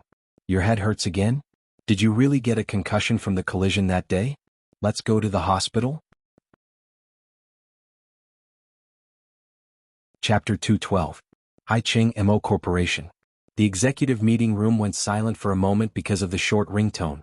Ever since CEO Mo returned from T-City, his entire being emitted a frightening coldness. Although he was not easy to talk to in the company, today he was extremely difficult to talk to. No one dared to approach him for fear of losing their jobs. The meeting was proceeding in an orderly manner. Mo Jingshin sat in the seat of honor and listened to the reports of the executives with a cold expression. It was not until his cell phone on the table rang that his expressionless face changed slightly. However, he only took a glance at his cell phone. The ringtone was very short and almost stopped after one ring. Everyone in the conference room had personally witnessed the change in temperature from the coldest days of winter to the perennial ice and snow in the North Pole. It had always been cold, but right now it was so cold that it penetrated their hearts. Shenmu stood by Mo Jingshin's side and did not dare to speak. Earlier he saw Mo Jingshin's phone light up. It was Jinwan's number. However, the strange thing was that CEO Mo did not make any movements to answer the call. The other party also hung up immediately. What situation was this? Could it be that they quarreled? "CEO Mo, should we pause the meeting and return the call?" Shenmu asked softly. "No need. Continue." Mo Jingshin's tone was extremely mild. That night at 8 o'clock, Jinwan packed up the things she had brought back from the condo. She did not pay attention to any of the questions in the room. Only Feng Ling remained silent as she watched Jinwan pack up. She could tell that Jinwan was clearly using the tiredness of packing to vent her emotions. Right now it was better for her to do her own things. By the time Jinwan finished packing and returned after taking a shower, it was already 9 o'clock. Nowadays young people were used to staying up late. Ling Feifei tossed and turned on the bed, unable to sleep. She said, "Professor Lin is really too strict. Usually he doesn't allow us to go out at night. He even arranged for security guards to stand guard outside our dormitory. Really, at night even a fly can't fly out. I suspect that I'm not here to study but to enter a small prison." Professor Lin is being cautious. Everyone in the management class has a high status. They all have powerful families behind them. If something were to happen to anyone here, not only would Professor Lin's reputation be ruined, he wouldn't be able to handle the responsibility. Therefore, it's understandable that he doesn't allow us to leave school at night, Bai Wei replied. Ling Feifei made a tisk sound. "This is too boring. This is our first time in T-City, and we don't even have the chance to eat the local delicacies. How about this? How about the four of us take turns to treat each other? This Saturday I'll treat everyone. Sunday it'll be Bai Wei's treat. Next Saturday it'll be Jinwan's treat, and the following Sunday it'll be Feng Ling's. We can only find time on the weekends to eat, drink and play." After Ling Feifei finished speaking, no one in the dormitory replied. As if to support herself, she said, Then I'll take it as a silent agreement. It's settled then." Bai Wei lazily raised her head from the bed and asked, "I see that you really came to T University to mess around. As expected, you don't put any effort into your studies." Ling Feifei pursed her lips. "I'm also very attentive in class, all right?" As she spoke, Ling Feifei glanced at Feng Ling. "Look, Feng Ling is the one who doesn't put any effort into her studies. In class today, I noticed that she didn't pay much attention to Professor Lin's class. Even now, I haven't seen her take out her books to revise. If we're talking about slackers, isn't she worse than me?" Feng Ling glanced at her indifferently. The moment Ling Feifei met her gaze, she subconsciously turned her head away, not daring to meet her gaze. She's a martial arts champion. What are you? Bai Wei chuckled. Ling Feifei did not speak. Her gaze suddenly shifted in Jin Wan's direction. Feng Ling's martial arts skills truly caused others to shrink back. It was best not to provoke her. Bai Wei was an executive who had experienced many trials and tribulations in a large company. If they really wanted to compete in verbal skills, she could not compare to Feng Ling. On the other hand, this Jin Wan always appeared quiet and unconcerned. I say, Jin Wan, you spend the most time revising every day. What's the point? Isn't it just a small real estate studio? What big development can there be? No matter how much you learn, you'll only be able to manage tens of people. I feel that it's a waste of time for you to learn management from Professor Lin. Jin Wan had originally planned to sleep. When she heard these words, she did not turn around to look at her. She only casually replied, a small studio is also a work organization. Good business management will have the same effect on a company with tens of thousands of people or a studio with tens of people. I think what you should do is think of a way to hug onto someone's thigh and get them to invest tens of millions of yuan in your studio. It's more important to raise the standards of your own studio. Otherwise, how can such a small studio be presentable? At this moment, Feng Ling suddenly glanced at Ling Feifei coldly. Do you like to meddle in other people's business? Ling Feifei was confused. I meddle in Jin Wan's business. What does it have to do with you? Long-winded. Feng Ling expressionlessly rolled her eyes. Right now it's time to rest. Maintain silence, understand? You. Ling Feifei abruptly sat up, glaring at her. However, Feng Ling coldly picked up her earphones and put them on. She did not even look at her. The dormitory was very quiet. No one paid her any attention. Ling Feifei wanted to throw a tantrum but did not dare to direct it at Feng Ling. She then turned to look at Jin Wan, who had yet to turn around. She felt that this cold and unapproachable Feng Ling was always faintly protecting Jin Wan. She was only the person in charge of a small studio. She had no money, no power, and no background. Yet, her popularity was actually quite good. The dormitory finally returned to silence. Jin Wan closed her eyes for a moment. Although it was quiet, she could not fall asleep. She opened her eyes again.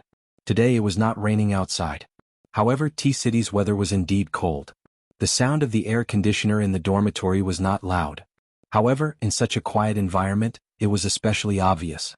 The whooshing sound made it difficult for one to fall asleep. The lights in the dormitory were also turned off at 9:30 p.m. Jin Wan picked up her phone in the darkness and opened the screen to take a look. There was still not a single call. There was not even a single text message.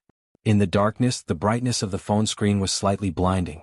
Jin Wan opened up her recent call history and looked at the call she had made to Mo Jingshan in the morning.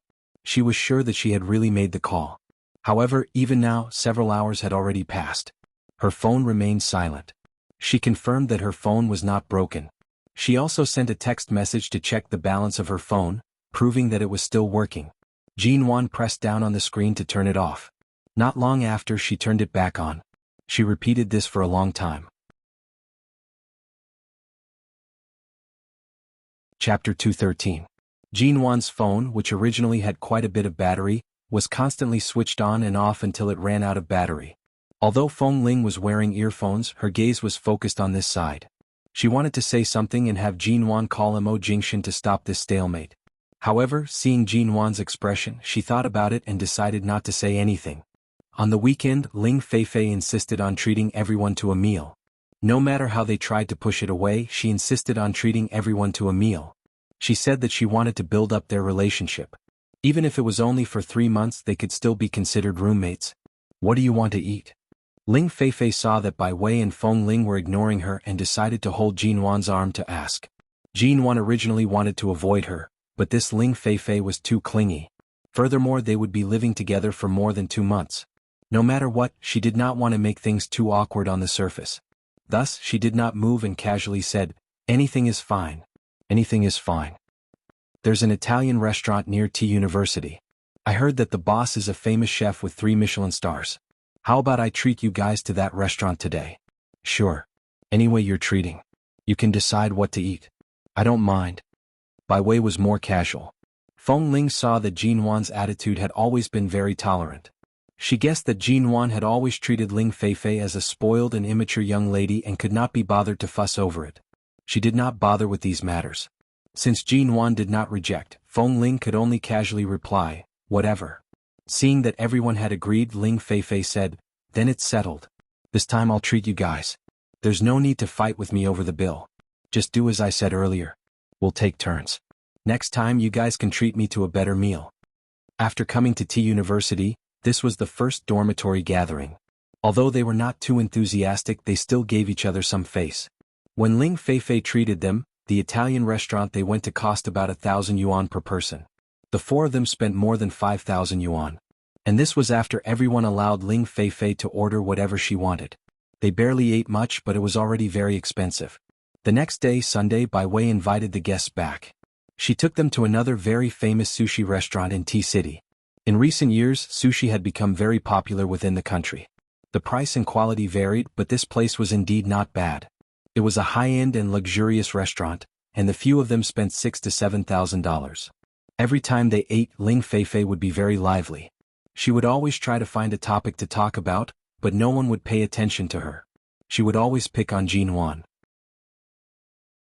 After all, in her eyes, Jin Wan was just a small character. When she was happy, she would hold her arm as her roommate. When she was unhappy, she could casually poke at her. However, every time Bai Wei and Feng Ling would speak up to defend her. If it was only Feng Ling who defended Jin Wan, they might have suspected something. However, even Bai Wei always stood by Jin Wan's side. Ling Feifei could not find fault with them and could only tease them from time to time. She then smiled and said that she was only joking.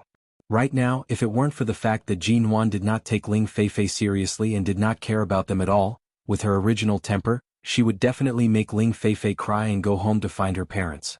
Since it was not important, she could not be bothered with it. In any case, she was indeed a spoiled rich young lady.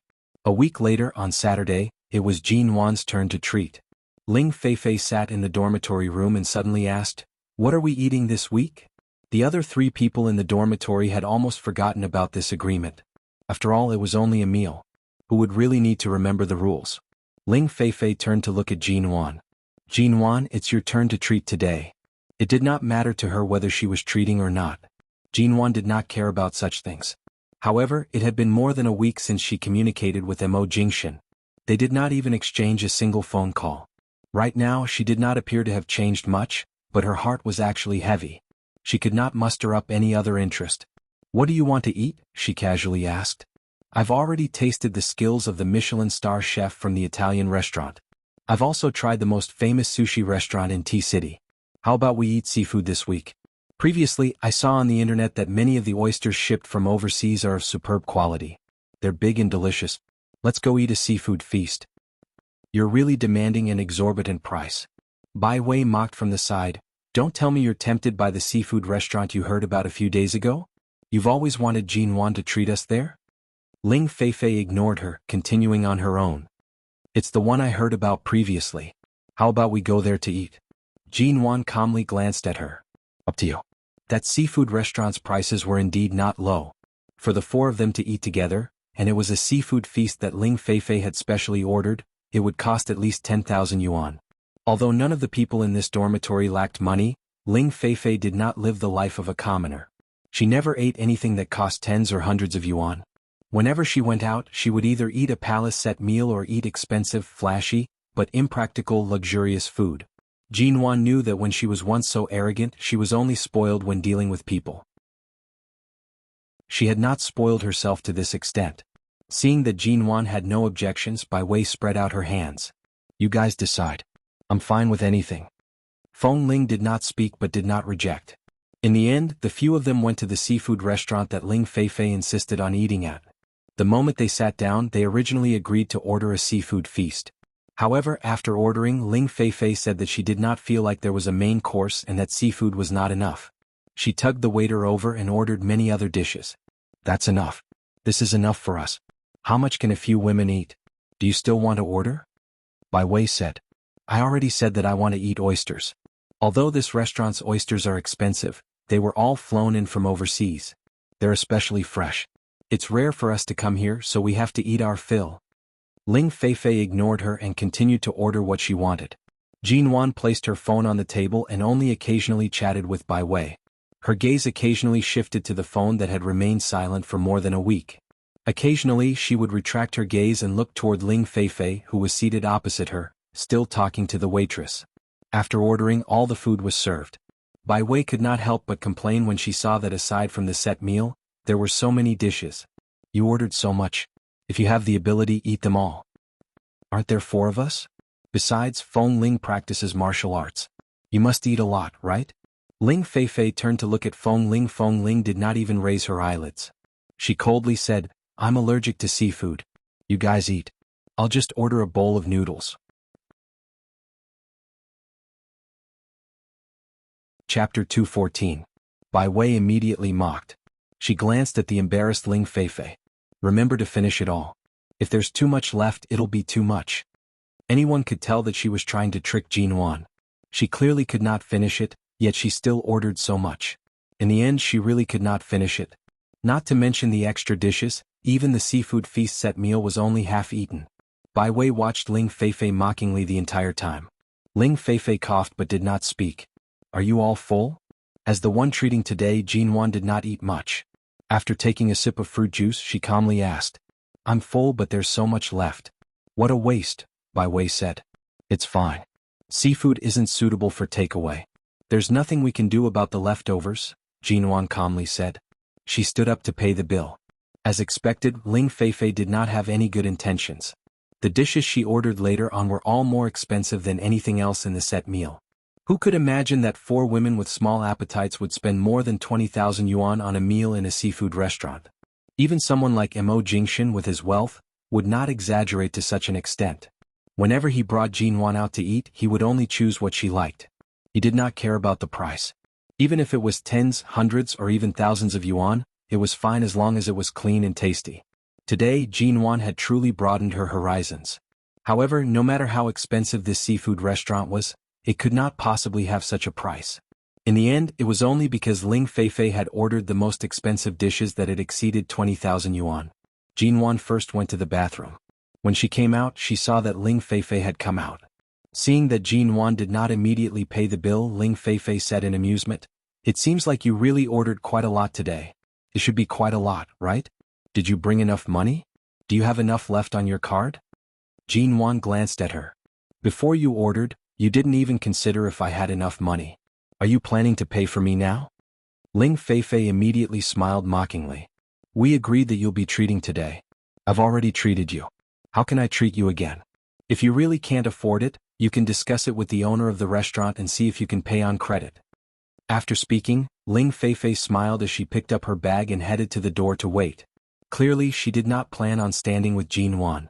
She did not want to embarrass herself if Jinwan really wanted to buy on credit. Bai Wei, who had also walked out from behind, heard their conversation and approached to ask, Jinwan, do you really have enough money? Jinwan smiled. Don't worry. Wait for me outside. Bai Wei wanted to offer to help Jinwan pay for it, but seeing from Jinwan's expression that she did not need their help, she did not ask further. She only glanced at her with concern. The waiter at the counter heard their conversation and looked at Jinwan suspiciously. Miss, do you really want to pay on credit? We don't accept credit here. If you don't have money, you can ask your friend to pay for it. The waiter had yet to finish his words when Jinwan casually placed the card on the counter to cover his mouth. In truth, 20,000 yuan was not much. However, Ling Feifei's earlier mockery had caused the waiter to think that Jinwan really did not have much money. In the end, when he saw the gold card she had taken out, he recognized that it was impossible to obtain this type of card without a deposit of 5 million yuan. He did not dare to speak further and nimbly swiped the card to settle the bill. Jinwan initially planned to take out the black card that Mo Jingshan had given her. Usually she was used to using this card. However, right now she still took out the card that belonged to her that was placed below the black card. After settling the bill, Feng Ling walked over and glanced at her. People like Ling Feifei should find time to cover her head with a gunny sack and throw her into a corner to give her a good beating. Otherwise, she'll forever treat her stupidity as innocence and not know the immensity of heaven and earth. Jinwan curved her lips into a smile. I won't stop you if you want to beat her up, but it's best if you wait until after my classes are over. Back then, Professor Lin repeatedly reminded me not to be too calculative with these hedonistic young masters. If it weren't for Professor Lin's warning, I would have already made Ling Feifei regret staying in the same dormitory as me on the first day. Jinwan would never suffer such grievances. Her methods were not simple. Feng Ling knew this as well. Thus, when she saw how flexible Jin Wan was recently, she really suspected that Jin Wan's emotions had been affected by her relationship with Mo Jingshan. She actually allowed such a small character to jump around in front of her. As they walked out of the seafood restaurant, Ling Feifei was not surprised that Jin Wan had paid the bill. She thought that Bai Wei and Feng Ling must have helped her pay quite a bit. She continued walking out with her head held high. That aura made it seem as though the three following behind her were her little attendants. Before returning to T University, they passed by a large department store. There was a custom-made gown shop downstairs. Ling Feifei suddenly said, "That's right, before we graduate, it seems like we'll be able to make it to T University's 100-year anniversary. Have you guys prepared the gowns?" Bai Wei calmly replied, "There's still 2 months before the anniversary. What's the rush? Since there's a shop here, let's go in and take a look." Ling Feifei took the initiative and walked in. Feng Ling had already lost her patience with this rich young lady. She frowned as she stood outside the door. However, since they came out together and there was still some distance from T University, they still entered. Women naturally had no resistance to gowns. Initially, Bai Wei did not want to look, but after entering, she discovered that the gowns here were indeed not bad. Thus, she walked in with Ling Feifei. A staff member poured several cups of water and placed them on the coffee table in front of the sofa. Feng Ling sat on the sofa and did not leave. Bai Wei and Ling Feifei went to another high-end gown viewing area. Jin Wan sat on the sofa and glanced out the window. When she saw a black ghost speeding by, her gaze faltered. However, that ghost was not a limited edition model. The license plate was also not one she was familiar with. It was merely a ghost brand, and there were many similar cars in this city. However, the one she was most familiar with would never appear in this city. Jin Wan took a sip of water and placed the cup down. She stood up and said, "I'm going to walk around." Feng Ling glanced at her and subconsciously wanted to follow her. However, when she saw that Jin Wan was only casually walking around the shop, she gave up on following and continued to sit on the sofa without moving. This shop could be considered T-City's flagship store for custom-made gowns. The designs of the gowns were all extraordinary, and the prices were not low. Jin Wan walked in front of several fixed models. She saw a gown that was meticulously made of silver thread and raised her hand to gently touch the silver thread. Chapter 215. Due to the Ji family's status in High City, be it in terms of wealth or power, they were all considered high class. Although Jin Wan showed off her abilities in the upper class, she had always believed in one principle. When she was outside or in front of people who did not understand her, the best way to protect herself was to not expose her wealth. After coming to T-City, she did not wish to bicker with these kinds of people too much. Another reason was to seek peace and quiet, preventing others from inquiring about all sorts of things. However, at this moment, her hand had only just touched the corner of the silver-threaded gown. When an employee by the side heard Ling Feifei's words, she subconsciously reached out and forcefully pushed Jin Wan's hand away. Jin Wan looked at this gown that was not considered high-end in her eyes. She then expressionlessly turned toward the employee. "This gown is worn by a model. Isn't it placed here for the customer to see?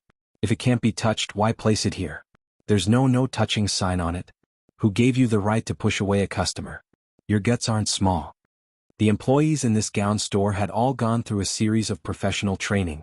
This employee had truly been rash earlier. The moment she met Jin Wan's cold gaze, she immediately regretted her actions.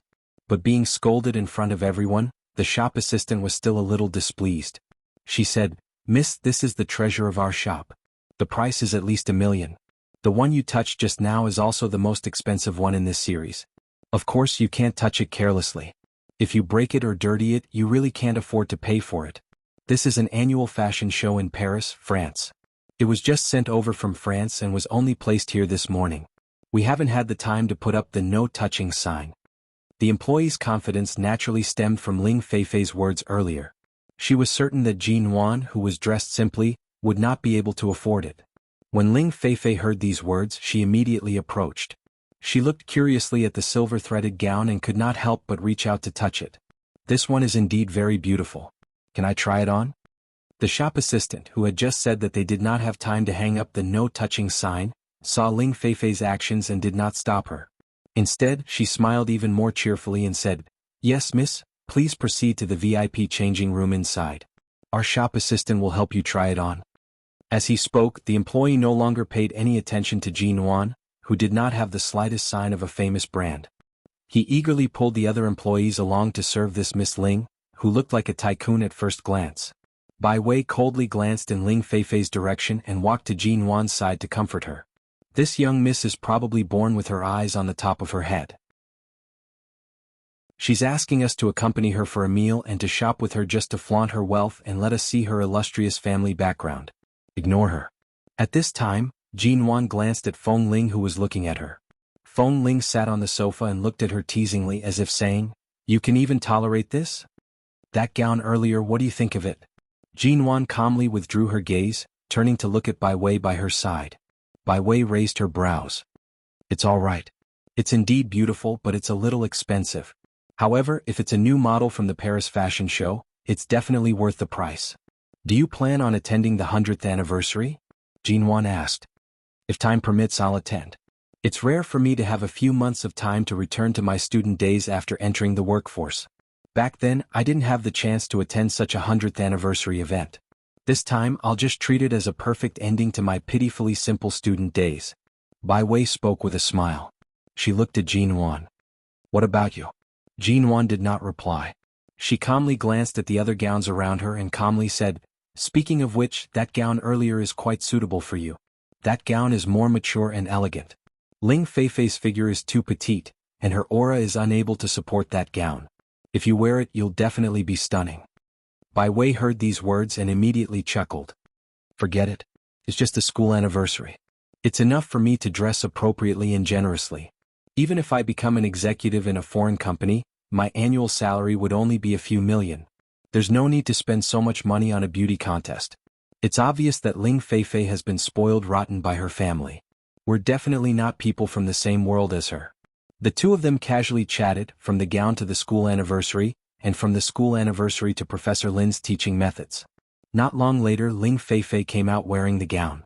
It was as Jin Wan had said. Ling Feifei's figure was on the smaller side and could not support the elegance of this gown at all. Although she had purposely found a pair of 10-centimeter high heels to wear, making her appear taller, she was still unable to support it. "How is it? Does it look good?" Ling Feifei stood in front of them and turned around proudly. "I plan to buy this one." Bai Wei smiled but did not speak. She did not say that it looked good, nor did she say that it did not look good. Jin Wan only raised her brows. She did not speak, but her gaze spoke volumes. In truth, her attitude was the same as Bai Wei's.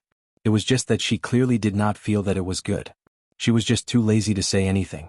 However, the employee who had pushed Jin Wan earlier intentionally observed Jin Wan's expression. Ling Feifei also intentionally looked toward Jin Wan when the employee suddenly spoke up. "Miss Ling, it's best if you don't ask them. Some people are born to be envious of others. There's no meaning in asking like this. Right now, some people's expressions are clearly saying that the grapes are sour. They definitely won't say that it looks good." That's right, that's right." The other employee, in order to quickly sell this most expensive gown and earn a generous salary, also chimed in. "You can't afford it yourself, but you don't want others to buy it? What kind of gaze is that? It's as though Miss Ling's beautiful gown has pierced your eyes. Miss Ling, what kind of friends do you have? They're just roommates. They can't be considered friends." Ling Feifei stood there with a pleased expression, allowing the two employees to praise her as they pleased. She spun around twice and said, "This gown is indeed not bad. Are there any other styles?" "If you really like it, buy it," Jin Wan said indifferently. "Let's go take a look at the other floors of the department store.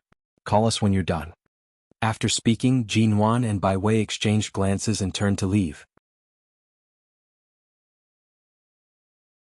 Chapter 216. She truly could not stand Jin Wan's nonchalant attitude even though she clearly had no money. She directly mocked and ridiculed her. Jin Wan's footsteps paused. She abruptly shifted her gaze to the arrogant shop assistant from the corner of her eyes. Feng Ling had already stood up. Earlier she was preparing to head out with her. Right now, her gaze was playful as she watched Jin Wan. She then glanced at the reckless shop assistant and felt that a good show was about to begin.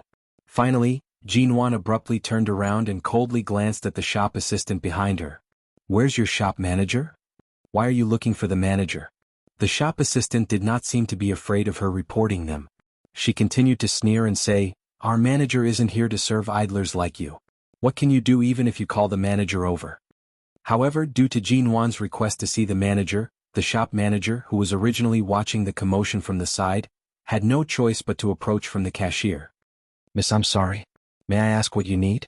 The manager looked at her with a smile that did not reach her eyes. There was not a hint of respect for the customer in her eyes.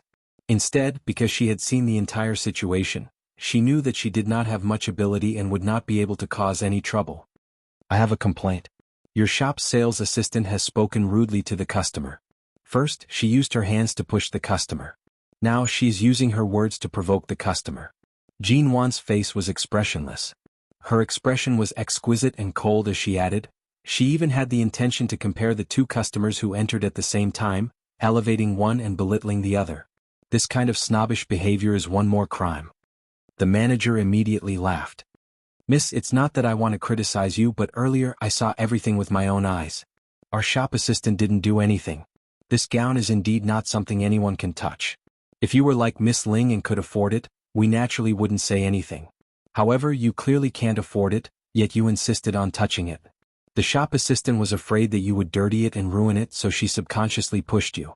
She didn't hit it hard, so why do you have to be so calculative? Besides, our shop assistant's judgment of people isn't wrong. Miss, there's nothing eye-catching on you. With one look, I can tell that you're just an ordinary student. You want to hug Miss Ling's thigh and accompany her to shop, but you have to be clear about your own status. You don't even have the right to touch something that she can try on. This is life. You don't have her money or power, so you're destined to be divided. What do you have to be unhappy about? As the manager spoke, she examined Jean Wan from head to toe. She estimated the price of her clothes, shoes, bag, and other items. She could not see the logo and could only see that they were from a few international brands of them. However, they were not. Miss could tell that the brand of them, of her, of them, of not their, of them, of Ling, but they were not. Could it be that everyone in this shop is snobbish? Bai Wei could not stand it any longer. She coldly reprimanded while frowning by Jean Wan's side.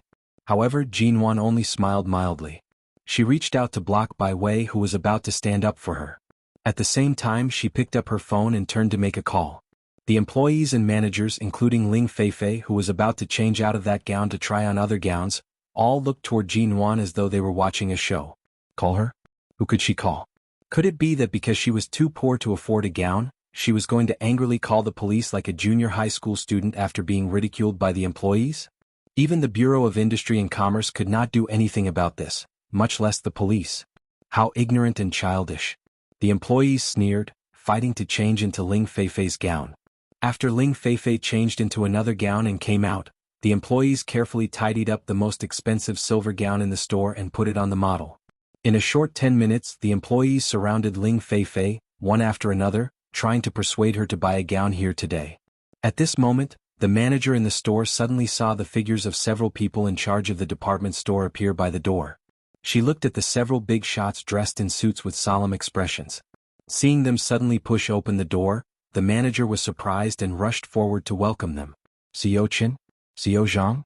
Why do you have the time to personally patrol the store? Is the department store going to start a fire inspection again? Or is there some big shot coming to patrol the department store? If there's any situation, you could have just given us a call. How could we trouble the two of you to personally come? The manager walked over with a face full of smiles, but for some reason, her heart began to beat like a drum. This department store was the center of High City's G Corporation's chain department store in the country. It was also the largest G Corporation department store in the country aside from High City. Usually, these managers and directors would never personally come to patrol the employees. These were all big shots who sat high up in the department store's air-conditioned office. Today they all appeared at the same time. The manager subconsciously felt that something was wrong. Otherwise, she would not have been able to invite them even if she wanted to. Seeing that the manager had already gone forward to welcome them, and seeing that it really was Xiao Qin and Xiao Zhang, the employees subconsciously rushed over to welcome them. Their faces were full of smiles as they welcomed them politely. In an instant, Ling Feifei, who was originally surrounded by a group of people, was suddenly left alone. Ling Feifei had just put on the second gown. It had a zipper at the back, but the zipper was only half pulled up. She angrily called for them to come back and help her pull it up, but after calling out twice, no one paid her any attention. CEO Qin and CEO Zhang were the direct managers of this department store. They were also the managers of High Cities G Corporation and were the general manager and director of this department store. Normally they did not have the opportunity to meet them. It would not be an exaggeration to say that they were their immediate superiors. The other person who walked in after them was the brand manager of this VIP gown store. He was the person who could decide the life and death of all the employees in this store. CEO Qin, CEO Zhang Yu. The manager saw that they walked in with straight faces and did not even glance at them. Her unease grew. Thinking back to the phone call she had made earlier, the manager subconsciously glanced in Jinwan's direction. There were so many important people here. It couldn't be that they were really called here by her phone call, right? From Miss Ling's attitude, it was unlikely that she had such an ability. But for these immediate superiors to suddenly come personally, it could not be a coincidence. However, under the shocked gazes of everyone in the store, these immediate superiors suddenly approached Jinwan. Chapter 217. When the people in the store heard these words, their legs immediately softened. What Miss G? The employee who had pushed Jinwan earlier also looked toward the expressionless Jinwan with a dumbfounded expression. Even Ling Feifei, who was struggling with the zipper of her gown, abruptly raised her eyes in shock. Wasn't Jinwan just the person in charge of a small studio? Why was the boss of a chain department store under the G Corporation treating her like a little eunuch seeing the Empress Dowager? CEO Qin and CEO Zhang eagerly handed their name cards over to Jinwan. Miss G, we are the people in charge of this department store. If you have any problems in T-City that you need our help with, you can contact us at any time. Our phones will definitely be on for you 24 hours a day. Facing these two, Jinwan did not smile politely. Instead, she mildly glanced at the name cards they handed over. Her expression was cold and emotionless as she said, "Deal with the problems in your department store first." Her actions of not giving them any face not only did not cause CEO Qin and CEO Zhang to be unhappy, it even caused the two who were usually high and mighty to nod their heads repeatedly. They all agreed, yes. All right. We'll deal with it immediately. Who would dare to slight the G Corporation's true heiress with her presence? This entire department store belonged to their G family. Miss G, please take a seat. Please take a seat first. Leave this to us. CEO Qin respectfully invited Jinwan to sit on the sofa by the side. He then indicated for the employee to bring some drinks over. Although the employee did not know the identity of this so-called Miss G, she was so frightened that she immediately poured a cup of coffee and brought it over. Feng Ling stood by the side, the corners of her lips seemingly curving up. Although Bai Wei was surprised, she also felt that the student that Professor Lin accepted was definitely not simple. Perhaps Jinwan was usually too low profile. However, on Ling Feifei's side, there was a sudden kacha sound. The zipper on the back of her gown was abruptly torn due to her clenching her teeth and pulling it with great force. Jinwan held onto the coffee cup, lowering her head to slowly blow at the steam wafting out. Through the thick white fog, she could see the various expressions on Ling Feifei's and the employees' faces. She also saw Ling Feifei standing awkwardly because her zipper was damaged. She glared at her with an ugly expression. However, because she was unsure of Jinwan's identity, she did not know where to place her complicated gaze. Then Jinwan exchanged a look with the supervisor who had already sensed that something was wrong and turned pale. The moment she met Jinwan's gaze, the supervisor's back stiffened. She wanted to ask CEO Qin and CEO Zhang who exactly she was, but just as she was about to speak, she suddenly received CEO Qin and CEO Zhang's glare. She was so frightened that her legs turned numb. You again. Director Zhang suddenly reprimanded the supervisor. We received a report last time saying that the gowns in your shop are not in line with the brand standard price. You even said that the manager of your store was too arrogant, so angry that some customers directly reported you to the higher-ups. You were the one who went to our office to write a letter of self-reflection and a letter of guarantee, promising to rectify the demeanor of the employees in the future and to cooperate with the change in the prices of the brands. It's only been 2 months and your store is actually in trouble again. The supervisor's complexion was ashen. She wanted to explain but was scolded back down by CEO Qin. By the side, the brand manager also reprimanded the supervisor and the employees. At the same time, he put on a fawning expression, trying to salvage their brand's image. He did not want these small characters to cause their brand to be removed from this large department store. However, the result was that this store was about to be closed down due to damaging the image of the department store. The G Corporation department store would no longer cooperate with this French luxury gown brand. They were ordered to clear away all the goods within 2 days, vacate the store, and never renew the contract or cooperate with them. They never expected that it would cause such a serious consequence. The supervisor and the employees who were about to lose their jobs also faced the consequences of having their wages deducted and being fined. Even the brand manager who had followed them here panicked. They knew that the problem lay with Jean Wan and wanted to plead for her. However, Jean Wan only sat quietly on the sofa, not even glancing at them. The brand manager was responsible for the image and marketing management of this French luxury gown brand in the entire province. Seeing that the largest department store in T-City was about to remove their brand, he angrily scolded the supervisor and the others. "What are you waiting for?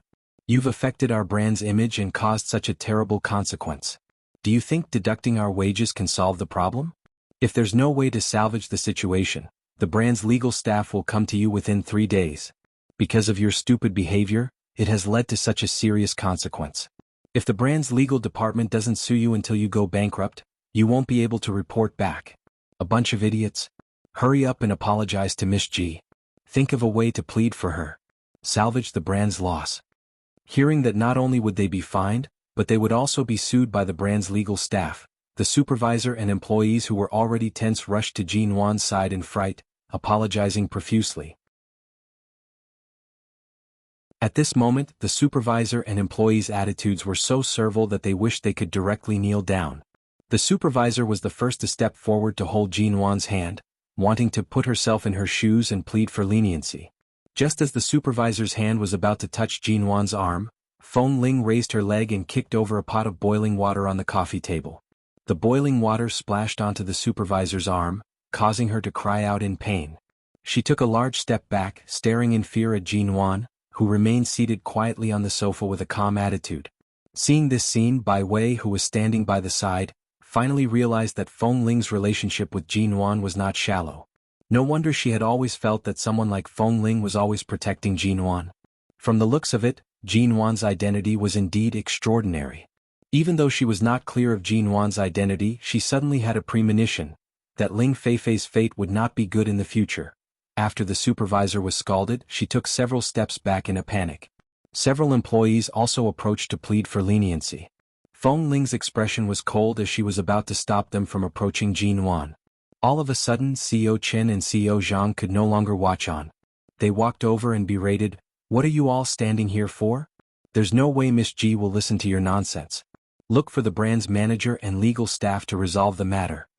The mall's security guards were sent over to pull away the employees who were kneeling and begging for mercy to prevent them from disturbing Jean Wan. Chapter 218. That's right, that gown. Jean Wan pointed at the silver gown that the model was wearing. "Before your brand leaves this mall, sell this gown to me. How much is it?" The manager and the employees stared at her in shock. They then watched as Jean Wan took out a gold card and handed it to CEO Zhang. "I want that gown. Help me wrap it up. Thank you.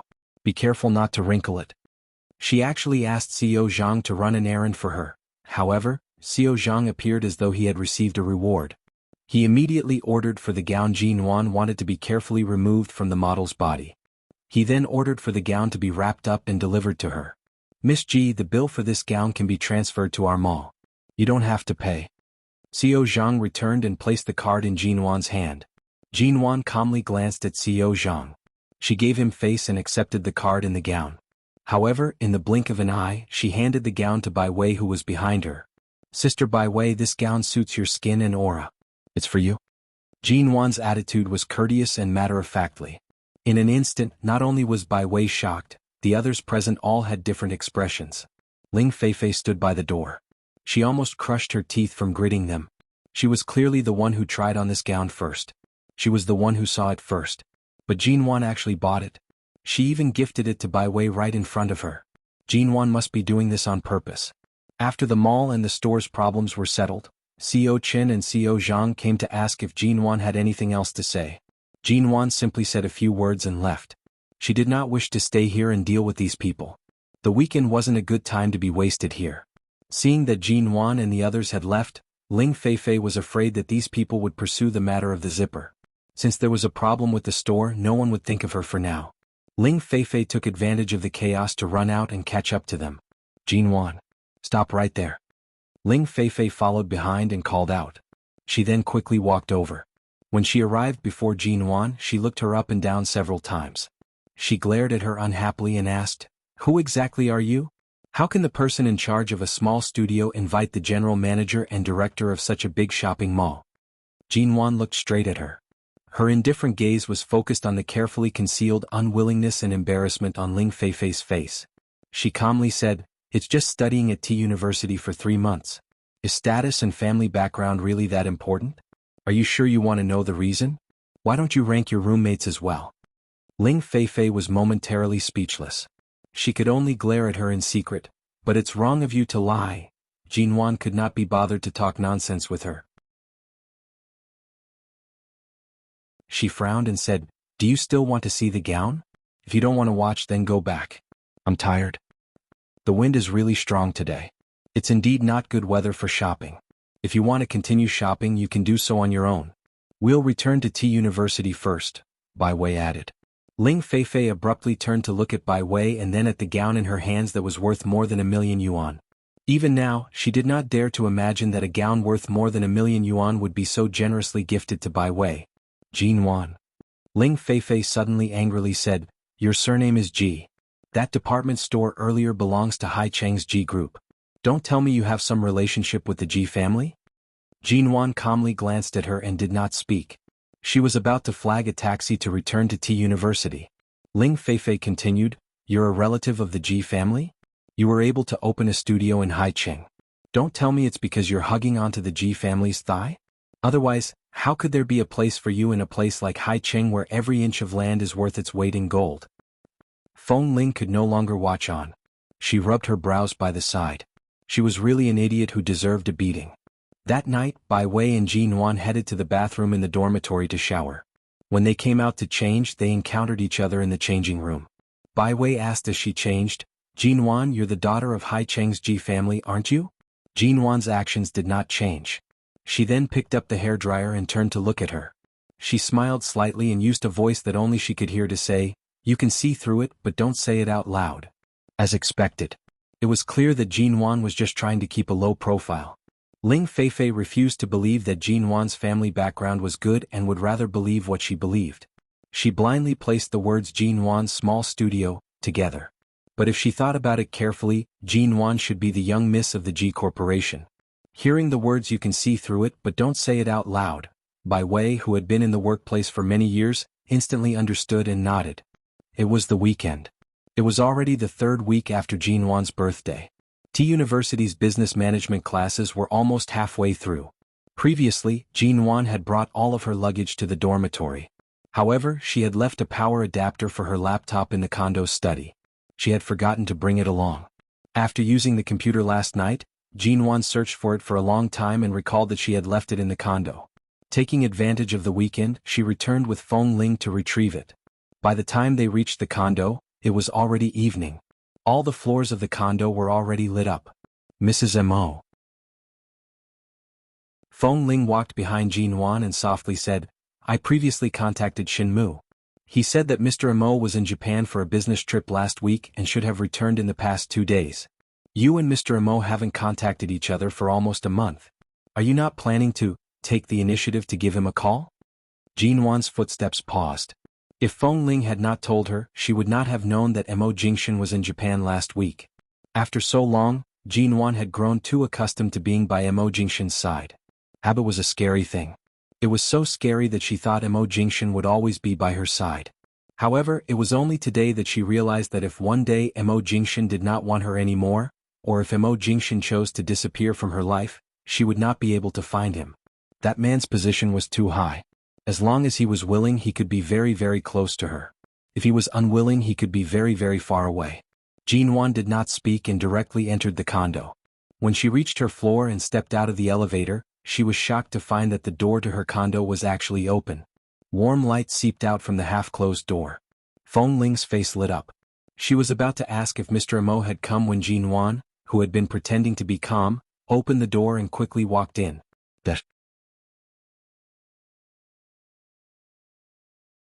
Chapter 219.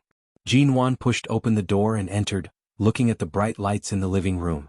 Feng Ling hesitated outside the door. Since Mr. Amo was here, did it mean that she didn't have to accompany Jean Wan tonight? After hesitating for a moment, she decided not to go in. This apartment was really big. The distance from the door to the bedroom was not close, but the bedroom door was closed and there was no light inside. Aside from the living room, only the kitchen light was on. Why was it the kitchen? Would Mo Jingshan really come? Jean Wan felt an inexplicable feeling of homesickness. She had already prepared a lot of things to say. She wanted to say that she had always believed in him. When she said those words, it wasn't because she doubted their relationship and marriage. She was just stuck there for a moment. She directly said what she wanted to say, but she ignored the trust between them that had always existed. These days she stared at her phone in a daze every day. Her hand always paused on the call button, but she could not press it. Had he finally calmed down? Had he finally come? Jean Wan stood outside the kitchen for a while. She wanted to go in but was afraid that it would be too sudden. She prepared a plan in her mind before stepping in. However, the moment she entered the kitchen, she saw an auntie in her 50s standing by the refrigerator, holding a shopping bag with a supermarket logo in one hand and opening the refrigerator door with the other. Jean Wan's footsteps paused, and the glimmer of hope in her eyes immediately dissipated. Her hands hidden in her sleeves clenched tightly and then loosened, as though there was something she wanted to hold but could not. The auntie in front of the refrigerator heard footsteps and turned back to see Jean Wan. She was surprised and then asked eagerly and kindly, "Hello, are you Miss G?" Jean Wan restrained her emotions and said, "Yes, and you are?" The auntie immediately smiled again. "Hello, Miss G. I'm Mr. Mo's private nanny hired more than a month ago. I'm responsible for cleaning your room every 2 days and changing all the ingredients in the kitchen to the freshest every day. I noticed that the things in the refrigerator have not been touched for a long time, and you haven't used the various ingredients bought in the past month. After all, Mr. Mo has paid for them long ago, so I still come on time every 2 days." Feng Ling heard the conversation inside from the outside. She didn't hear Mr. Mo's voice and felt it was strange. Was the person inside not Mr. Mo? She quickly walked in and saw Jean Wan standing in front of the kitchen door. She appeared normal, but her back was clearly tense. Feng Ling stepped forward hesitantly. When she raised her eyes to see the auntie inside, she instantly understood what was going on. No wonder this place is always clean. It turns out that people often come here to clean up. Feng Ling said in a low voice and then turned to see that Jean Wan was also smiling politely, but the smile did not reach her eyes. It was obvious that he was disappointed. "By the way, Miss G, I buy these things every 2 days. Are you not used to them, or have you not been staying here recently? I see that many of the things in your bathroom have not been used in a long time." The auntie closed the fridge door and turned around to ask, "If you're not used to it, you can give me a list. In the future, I'll only buy what you like." "No, it's true that I haven't lived here for a long time." Jean Wan's tone was flat, and she lowered her eyes to look at the clean and spotless floor. Oh, no wonder." The auntie nodded. "It's such a waste to keep the things you buy. If Miss G doesn't come to stay in the condominium, do you need me to send all the food I buy to T University in the future? Are you staying in the dormitory right now? It's not convenient to cook in the dormitory, and the food is also very casual. There's no need to go through so much trouble." Jean Wan calmly said, "Auntie, in the future, just come here on time to clean up. There's no need to buy anything." "But Mr. Mo gave me a lot of money." "It's fine. I just need to clean up." "Miss G, then this money?" Seeing that Jean Wan was not in a good mood, Feng Ling directly spoke up. "Just do whatever Miss G says. If she says there's no need to buy, then there's no need to buy." The auntie was stunned. She had received so much money, but in the end she only came to clean up. She truly felt uneasy. However, seeing that they insisted, she could only nod. "All right then. I'll give you my phone number. In these 3 months, if you need anything, feel free to call me." Jean Wan nodded and did not speak anymore. She turned to leave. Feng Ling received the note from the auntie. After glancing at the phone number, she allowed the auntie to continue cleaning. She then turned to look at Jean Wan, who was standing by the floor-to-ceiling windows in the living room. She was silent for a moment and was about to go over to speak to her. However, the auntie in the kitchen rarely saw someone here and kept trying to find a topic to talk about. Feng Ling stood where she was and casually replied. Half an hour later, the auntie left. Jean Wan was still standing by the window. "Mrs. Mo, you came back to get the computer accessories, right?" Feng Ling spoke up to break the silence. "Do you still remember where you left them? I'll go get them for you lest you forget when you leave later." In the study. All right, I'll go get them. Feng Ling glanced at her again before turning to head to the study. In the study she found the things Jinwan wanted and walked out. At some point in time Jinwan, who had been standing by the window, had already squatted down. Jinwan squatted by the window and did not make a single sound. Mo? Feng Ling was about to speak when she hesitated for 2 seconds because of the scene before her. She suddenly took out her phone and secretly took a photo of Jinwan from this angle. She took a photo of Jinwan's desolate appearance as she squatted by the window. From this angle she could not see Jinwan's expression. She could only see a lock of hair hanging by her cheeks. Her back view was thin and quiet. Like a child who had been abandoned by an adult by the side of the road, she did not know what to do. After taking the photo, Feng Ling stared at it for a moment and found Mo Jingshan's private number on her phone. She directly sent the photo to him. After sending it, only 2 seconds later she saw the words read on the back of the photo. She then placed her phone back and walked to the window to accompany Jinwan as she squatted down. Mrs. Mo, what do you want to do the most right now? Jinwan heard Feng Ling's words and turned to look at the short-haired woman by her side. She pursed her lips. I don't know. My mind is a little empty. Perhaps I can listen to some stories or do something to divert my attention and make myself feel better. Or drinking is not a bad choice. The ancients said that getting drunk can cure 1,000 sorrows. I can give it a try. This was the first time in a month that Jinwan had taken the initiative to admit the pain in her heart. Chapter 220. High City, Mo Corporation. The office door opened. Mo Jingshan had just stepped out when he heard the sound of his phone ringing. CEO Mo, our partner in Hong Kong, has been secretly making some moves. As you expected, they want to use the cooperation with Mo Corporation to be the title sponsor, and then use this opportunity to secretly communicate with other investors. Shenmu walked out of the assistant's office with quick steps. He approached him and reported in a low voice. Mo Jingshan glanced at him and picked up his phone at the same time. He glanced at the screen and saw that it was a message from Feng Ling. The man's slender fingers slid across the screen, and a photo immediately popped up. Then Shenmu saw Mo Jingshan suddenly stop in front of the office door. He didn't know what he saw on his phone. Shenmu was about to step forward to take a curious look, but before he could see clearly, Mo Jingshan's phone screen had already darkened. What did you say earlier? Mo Jingshan asked. His voice was neither cold nor warm, and it was impossible to tell what he was feeling. Recently, not only was CEO Mo incredibly busy, but he was also traveling all over the country. His originally cold personality had become even more unfathomable. Even Shenmu, who was usually very close to him, had no choice but to speak more carefully. Earlier, I said that the partner in Hong Kong is relying on the cooperation with Mo Corporation and is currently using this opportunity to attract investments from all over the world. They are all using our company's name to attract investments. You've always been dissatisfied with this partner, and you've long expected that they will be very disobedient in private. Should we take this opportunity to head to Hong Kong to intercept those investments, in case it affects Mo Corporation's reputation? Mo Jingshan's expression was as heavy as water, and his gaze was cold and dark. Send the vice CEO to Hong Kong. You'll go with him. You've been paying attention to this matter. Aren't you going personally now? Shenmu was surprised. He had thought that CEO Mo had not been staying in High City recently and would directly head over to Hong Kong this time. Mo Jingshan turned on his phone again, glanced at the photo on the screen, and then instantly turned it off. Book me the earliest flight to T-City. The man's ink-like deep eyes looked toward the partition outside the conference room. The direction the window was facing, 1,000 miles away, was the location of T-City. In the condominium in T-City, Feng Ling took a can of drink from the fridge and handed it to Jinwan. Don't even think about drinking wine. Come drink something. Jinwan changed from squatting to hugging her knees and leaning against the window. Seeing the drink Feng Ling brought over, she smiled faintly and took it. She opened it and took a sip. Jinwan gently squeezed the can in her hand and said in a low and clear voice, At first, I thought you were a difficult person to approach, but now I realize that a hard block of wood like you actually has a warm side to you.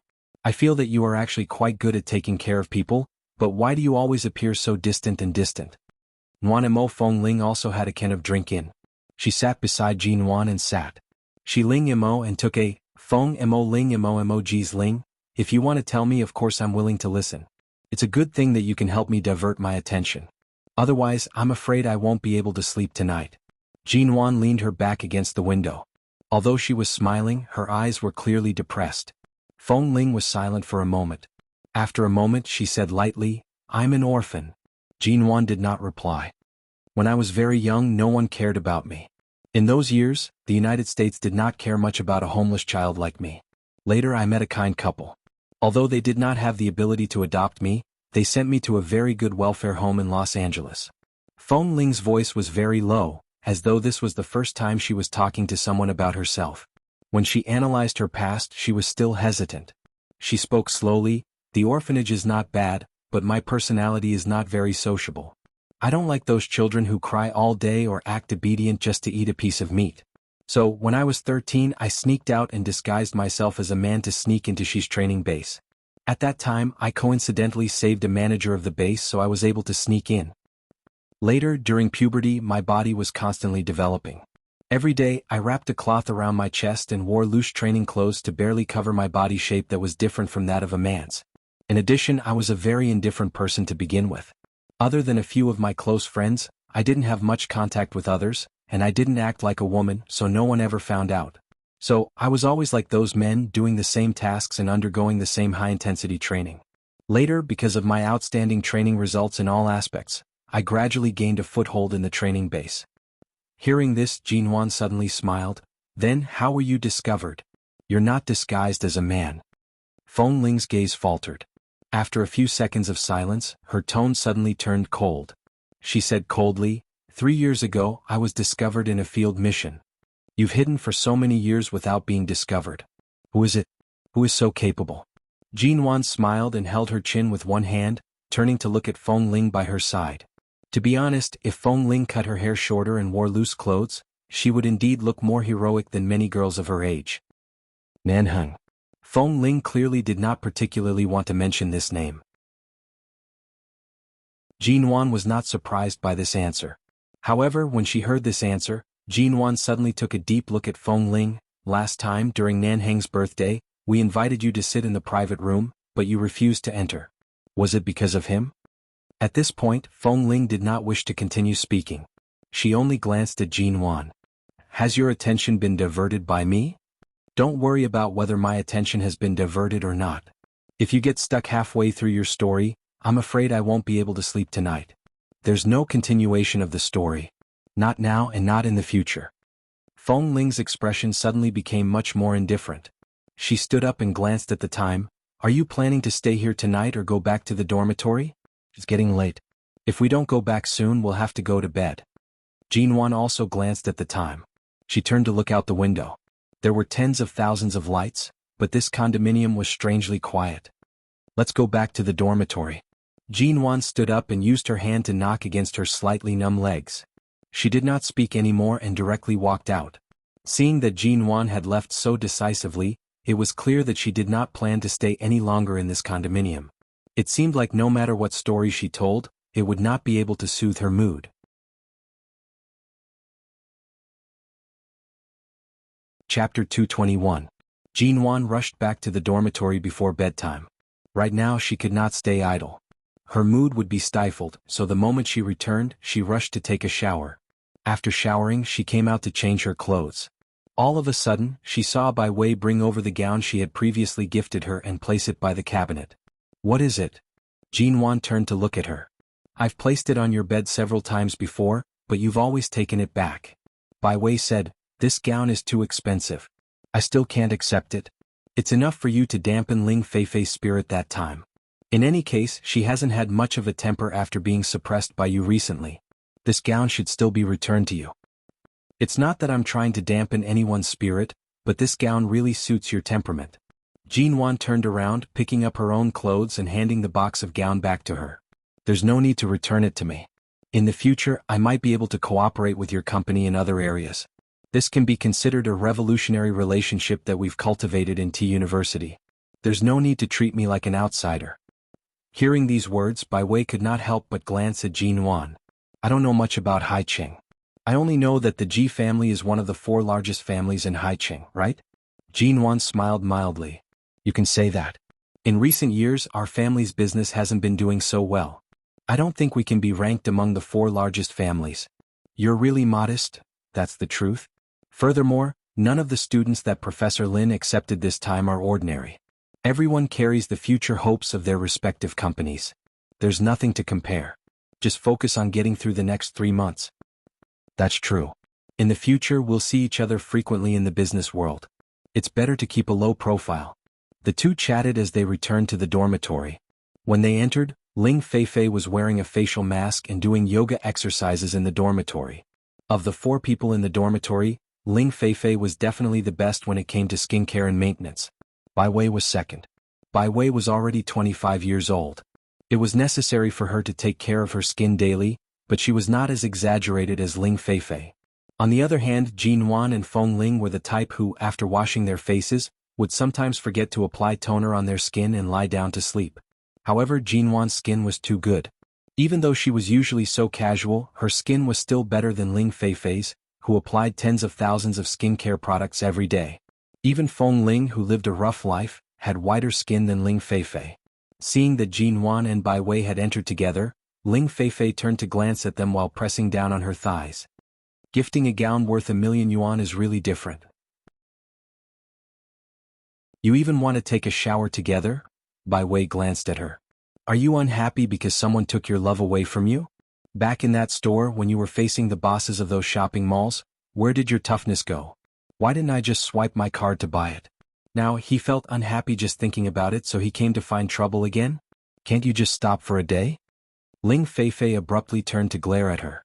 Before she could speak, Jin Wan calmly asked, that day when you tried on the other gown, did you tear the zipper of that gown? Ling Feifei's expression faltered. She immediately shifted her gaze away awkwardly and did not look at them. She angrily sat down by the bed and removed her mask. That gown wasn't cheap, right? Bai Wei coldly smiled as she glanced at Ling Feifei. Ling Feifei abruptly glared at Bai Wei. Why do you care if it was cheap or not? In any case, that branded store has already been removed from the shopping malls. They don't have the right to continue selling there. So what if it's damaged? In any case, they don't dare to ask me for money. Their brand's legal department won't be able to pin the blame on me. Besides, it was so chaotic back then. Who can be sure if it was me who damaged it, or if it was those unlucky employees who helped me put on the gown? Even if you want to testify, it's useless. It's been so many days, but they still haven't come knocking. Who told you it's just words? Feng Ling, who was about to fall asleep on the bed, suddenly spoke up. Ling Feifei's expression faltered. She turned to see Feng Ling waving the phone screen in her direction. The recording function, which had lasted for a full 2 minutes, had been stopped. In other words, everything Ling Feifei had said earlier had been recorded. What are you doing? Hurry and delete it. Ling Feifei panicked. She stood up and rushed over to snatch her phone away. It was not that she could not afford it, but she did not want to embarrass herself. She had already embarrassed herself in front of Jin Wan for the past few days. If she were to really be called back to the shopping malls for compensation, where would her face go? Feng Ling casually tossed the phone onto the bed. Her gaze was indifferent as she glanced at Ling Feifei, who was pouncing over. She sat up and casually snapped her hands together. The crisp sound of bones crisscrossing could be heard. Ling Feifei immediately stood stiffly by her bedside, not daring to move. Her hands froze in midair as she glared angrily at the indifferent and cold Feng Ling. Delete that recording. Otherwise, I'll go find Professor Lin tomorrow and tell him that you were recording in your dormitory. You're violating my right to freedom of speech. Go ahead. I don't mind showing the recording to the professor tomorrow. Feng Ling no longer looked at her. She casually stretched out a leg on the bed, causing Ling Feifei to take a small step back in fright. Seeing that Feng Ling was about to lie down and sleep, Ling Feifei glared at the phone she had already tossed under the pillow. She was so angry that her teeth were itching. Jin Wan returned to the bedside and picked up the phone. Feng Ling, remember to send me a copy of the recording just in case. Hearing this, Ling Feifei abruptly turned to glare at Jin Wan. Before she could scold her, Bai Wei also spoke up. Send me a copy as well. Ling Feifei abruptly exploded in anger. She casually grabbed a mirror from the bedside table and smashed it harshly onto the ground.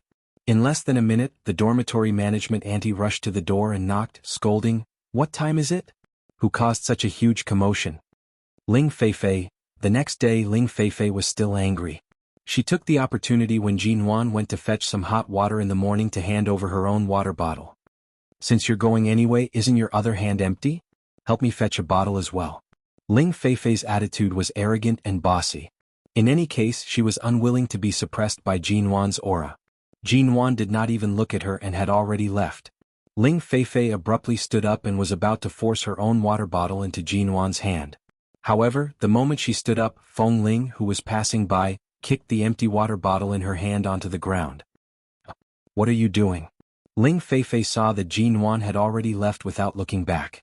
She then glanced at the broken water bottle on the ground and abruptly raised her eyes to glare at Feng Ling. If you want to drink water, pour it yourself. If you want to fetch water, go fetch it yourself. Who are you hoping to serve you?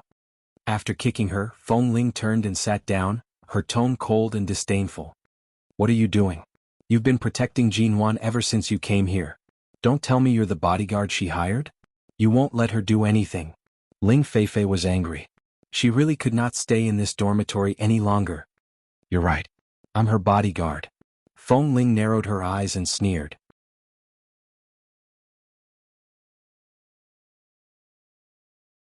Chapter 222.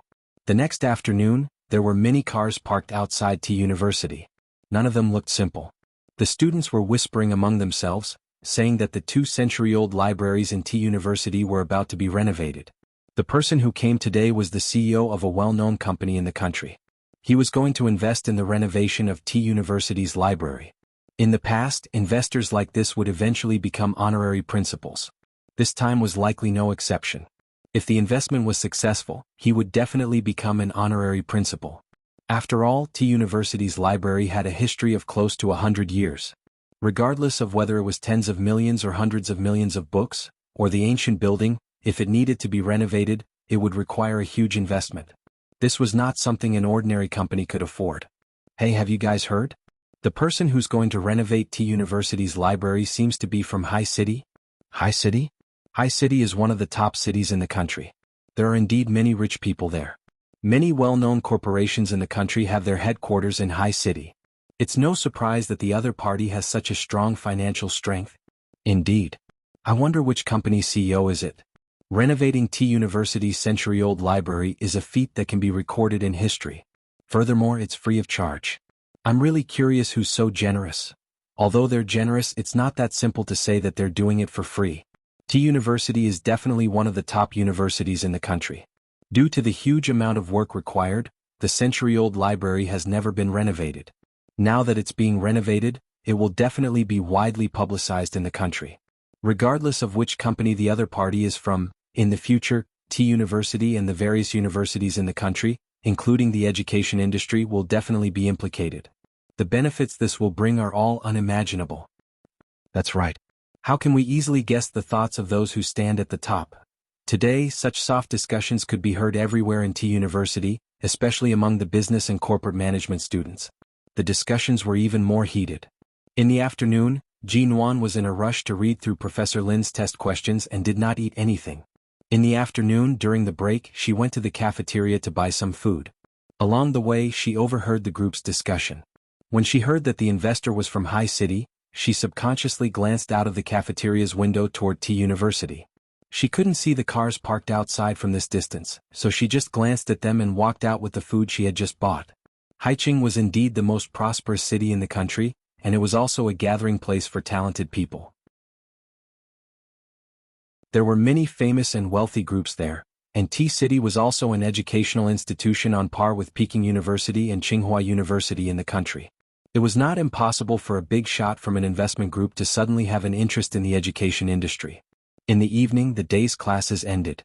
Bai Wei said that she had a friend she had worked with in the past to meet and invited the two of them out to relax. The three of them brought their books back to the dormitory and changed their clothes. Just as they were about to leave, Ling Feifei suddenly ran in. After entering the room, she began to search for clothes and hurriedly searched for various skincare products and cosmetics. It was as though she was in a hurry to go on a date or meet someone important. Why are you all looking at me? As Ling Feifei swiftly powdered her face, she glanced at them from the corner of her eyes. You've also returned to change? Did she also want to have a chance encounter with President Mo? Usually all of you don't look like much, but when it comes to it, all of you are even faster than me. When Jin Wan and Feng Ling heard the words President Mo, their expressions changed slightly. However, Bai Wei looked at Ling Feifei as though she was crazy. What President Mo? What chance encounter? It's cold tonight. We just came back to change our jackets before heading out. Ling Feifei clearly did not believe Bai Wei's words. Who are you trying to fool? Based on your abilities, you should have already heard that the library's investor is High City's Mo Corporation. The president of Mo Corporation is personally visiting our T University. Many of the girls who boast about their beauty have returned after class to change and put on makeup, hoping to catch a glimpse of President Mo before he leaves. That's the Mo Corporation we're talking about. If we can have a romantic encounter with President Mo, if we can sit in his car or even have dinner together, just thinking about it makes me excited. Bai Wei was stunned. Of course she had heard of the Mo Corporation. Her company had applied to work with the Mo Corporation several times, but all of them had been rejected. This company was an unreachable planet to many corporations in the country. Although the Mo Corporation had many partners in the country and had many subsidiary companies, the Mo Corporation's main focus was not on T-City. Furthermore, they did not have much contact with the education industry. Why would they suddenly invest so much money to rebuild T University's library? Although this would bring about many profitable paths for the education industry, with the Mo Corporation's solid strength and the Mo family's foundation, the education industry in the country could not compare to the Mo Corporation's original investment prospects. Why would they suddenly involve themselves in this area? Bai Wei was still in a daze when she suddenly heard a ping sound from the dormitory door. She turned to see that for some reason Jinwan had suddenly walked out with quick steps. Jinwan? Bai Wei thought that something had happened and rushed to open the door to look outside. She saw that Jinwan was walking quickly without turning back, as though she had something urgent to attend to. Feng Ling's expression was calm and indifferent as she walked out. She calmly said, "I'll go take a look." Jinwan walked out of the dormitory and headed straight for the school building. Those few words kept repeating in her mind. COMO COMO COMO. Usually, whenever there were meetings or important matters, they would be held at the top floor of the school building. Jinwan's footsteps were fast. Even Feng Ling took a long time to catch up to her. The school building had over 10 floors. The elevator at the end of the corridor did not allow students to use it without permission. Jinwan took the stairs step by step and finally reached the top floor. She turned to see that the lights in the principal's conference room were indeed lit. "You're T University students? Who allowed you to come to the school's office? Don't you know that students are forbidden from entering this floor?" T University's dean walked out from the office by the side. When he saw Jinwan and Feng Ling, he immediately furrowed his brows and reprimanded them in dissatisfaction. However, Jinwan's gaze was directed toward the principal's conference room. "What are you looking at? Why aren't you going down?" The dean urged with a cold expression. The door to the conference room was tightly shut. Only the light from inside could be seen. "May I ask when the meeting inside will end?" Although the dean's attitude was not good, Jinwan still tried her best to ask politely.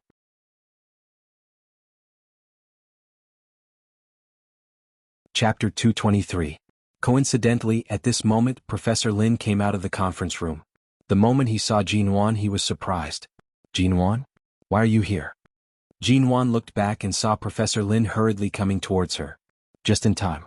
I was planning to go back to my office to get the materials for the business management and business management courses. The school leaders and investors are going to inspect our department. Help me get them. The materials are all on my desk. Go through them carefully and send them directly to the conference room after you get them." Professor Lin was very confident in Jinwan. After instructing her, he rushed back to the conference room. Jinwan only hesitated for a second before turning to head down the stairs. Feng Ling was a temporary transfer student, and her mind was not focused on business management. She did not know much about the materials Professor Lin needed. Jinwan searched the office alone for about 10 minutes. After arranging all the materials Professor Lin needed, she placed them into a folder and brought them to the top floor of the school building. Seeing that she had really brought them over and that Professor Lin had personally instructed Jinwan to bring the materials in, the dean did not stop her. He stepped forward to open the conference room door. Before Jinwan entered, he warned, "Don't speak carelessly in there. It's rare for the school leaders to gather together as well as the library's investors. Remember, don't speak carelessly." "Jinwan, I understand. Thank you." After entering, the voices of the school leaders could be heard in the conference room. The moment Jinwan entered, she saw the man seated at the head of the conference table. Today the man was not wearing a suit. He wore a simple shirt and black pants. His 88-meter-tall figure was extremely eye-catching as he sat there quietly. His aura was quiet and reserved, and he appeared distant. In terms of looks, figure, and even the calm and indifferent aura he exuded, even the school leaders and principals present, as well as those who were used to standing on high ground, were silently crushed by him. He was like a silent and disdainful person. That cold and slight smile clearly hid a clear alienation and indifference. Jinwan looked at this man whom she had always been familiar with, but at this moment, he suddenly seemed like a stranger. Her heart was instantly stung by bees. She was too used to Mo Jingshan's doting and giving in to her. This Mo Jingshan, who caused her to feel distant, really did seem a little unfamiliar. President Mo, this is the scope of our T University's cooperation with various major educational institutions in the country in recent years. This includes the education industry. The school leaders were standing in front of a huge screen and pointing at a PowerPoint presentation, detailing the various indicators of T University. The school leaders, who were used to domineering in front of the students, were now looking at the man sitting at the head of the conference table with sparkling eyes. Not only did T University's century-old library need to be rebuilt, but there were also various areas and channels related to the education industry that they hoped would be seen by local businessmen. Right now, they really wanted to seize the opportunity to cooperate with the MO Corporation in the education industry, so they had to use all their means to attract the attention of investors. The ongoing meeting did not stop because of Jinwan's appearance. The school leader only glanced at Jinwan. When he saw Professor Lin stand up and signal for Jinwan to come over, he understood her intentions. The meeting continued without a pause. Jinwan, come here.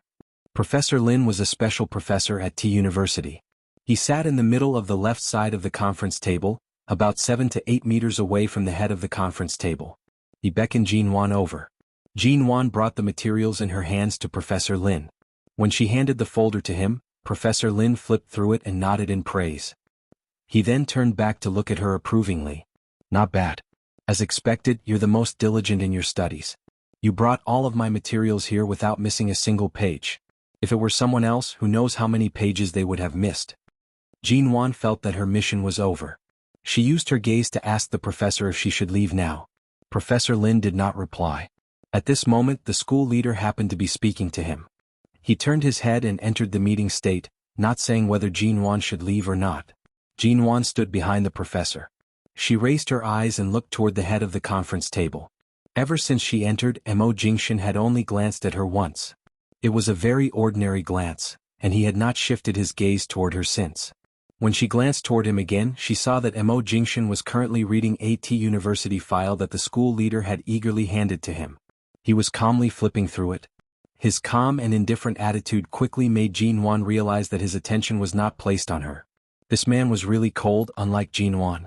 Although she appeared calm on the surface, her heart felt as though it had been scratched by a cat. It was painful, itchy and stinging. Unfortunately, the person she was facing was a man who was much more skilled than her. As though sensing her gaze, Mo Jingshan only took a few glances before placing the file down. His indifferent gaze finally landed on her. The moment their eyes met, Jinwan's footsteps, which were about to leave the conference room, paused. She was not very clear about Mo Corporation's plans for this year. Perhaps Mo Jingshan's appearance at T University and his involvement in the education industry was part of their company's original plan. He had not bothered with her for a month. It couldn't be that his sudden appearance here was because of her. Back then she had indeed said something she should not have. Her distrust had crossed his bottom line. But it had been an entire month. What exactly had he been doing this entire month? After not seeing her for a month, this man's posture was really at ease. Professor Lin's student came in to deliver the documents? If you're done, then leave. Seeing that Jinwan was still standing there, and that CEO Mo's attention seemed to be attracted by her, the principal suddenly spoke up, urging her to leave quickly. At this moment, Professor Lin also turned back to nod his thanks at Jinwan, indicating with his eyes that she could leave first. Jinwan silently nodded. From start to finish, she did not say a single word. She turned and walked out. Behind her, a school leader's voice came. That's right, COMO. You previously mentioned that the reason you invested in T University's century-old library was because there is someone very important to you here. Regardless of whether it is to you or to that person, this is truly a matter of great virtue. I wonder who exactly is it that you value so highly, COMO? The author's words.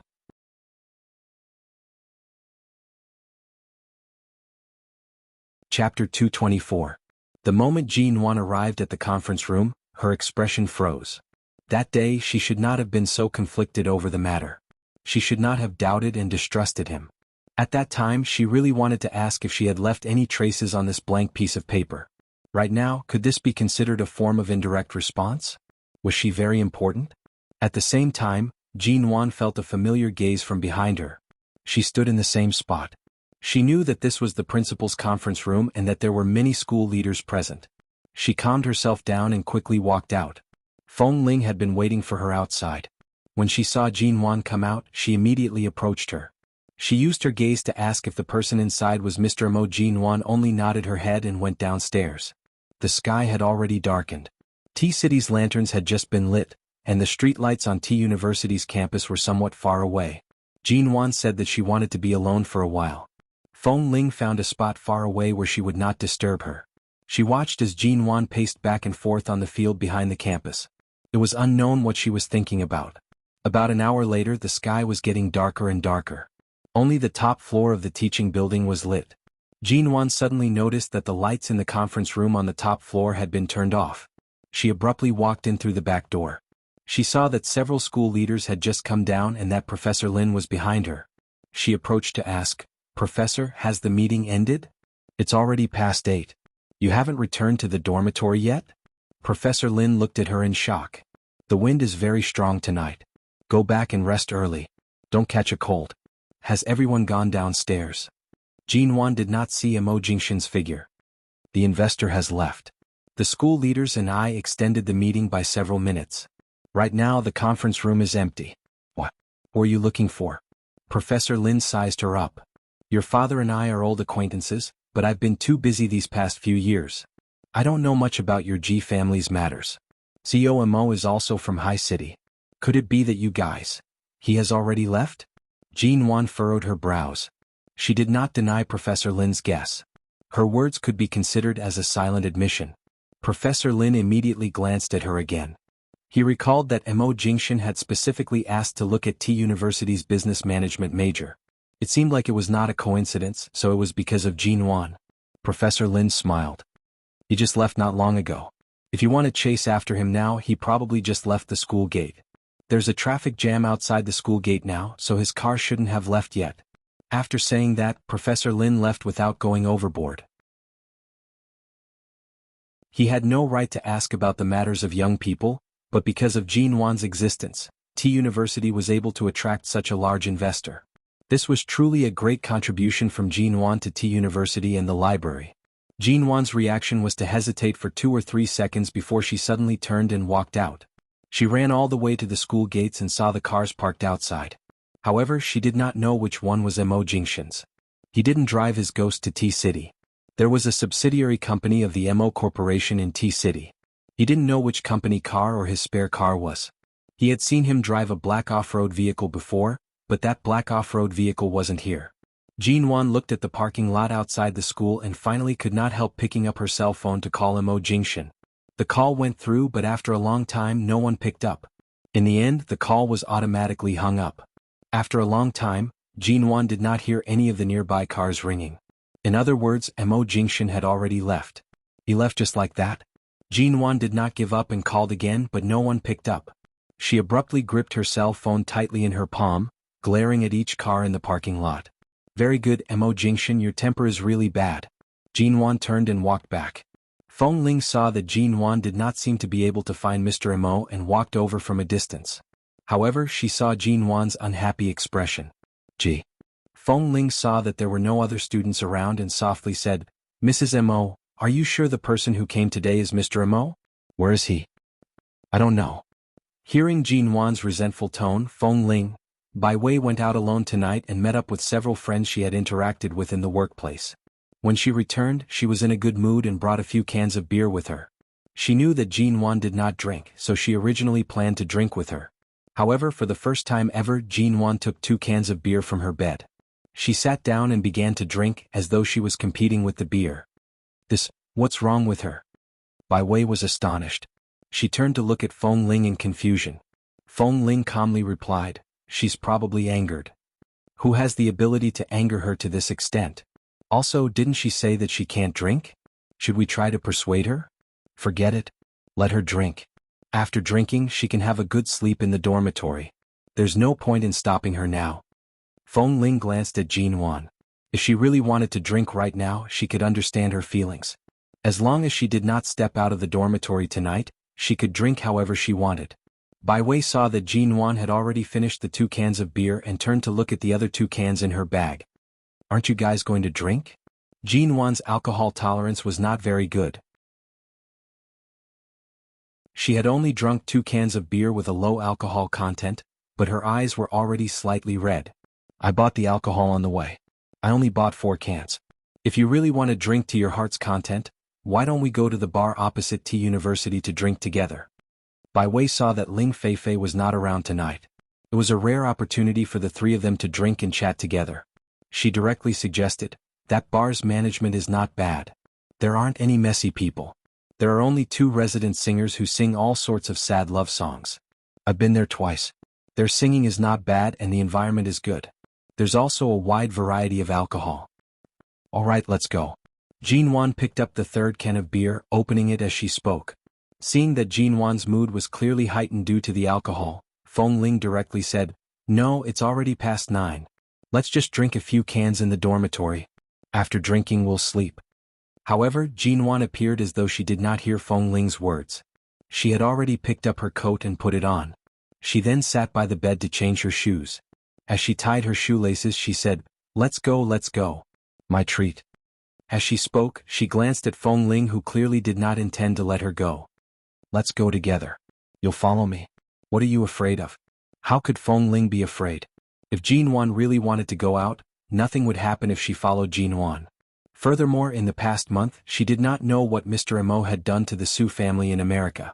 They had quietened down and would likely not extend their hands to Jin Wan. What Feng Ling was worried about was not Jin Wan's safety, but that Jin Wan had already drunk alcohol. If Mr. Amo was nearby and did not leave, if Mr. Amo knew that Jin Wan had drunk alcohol.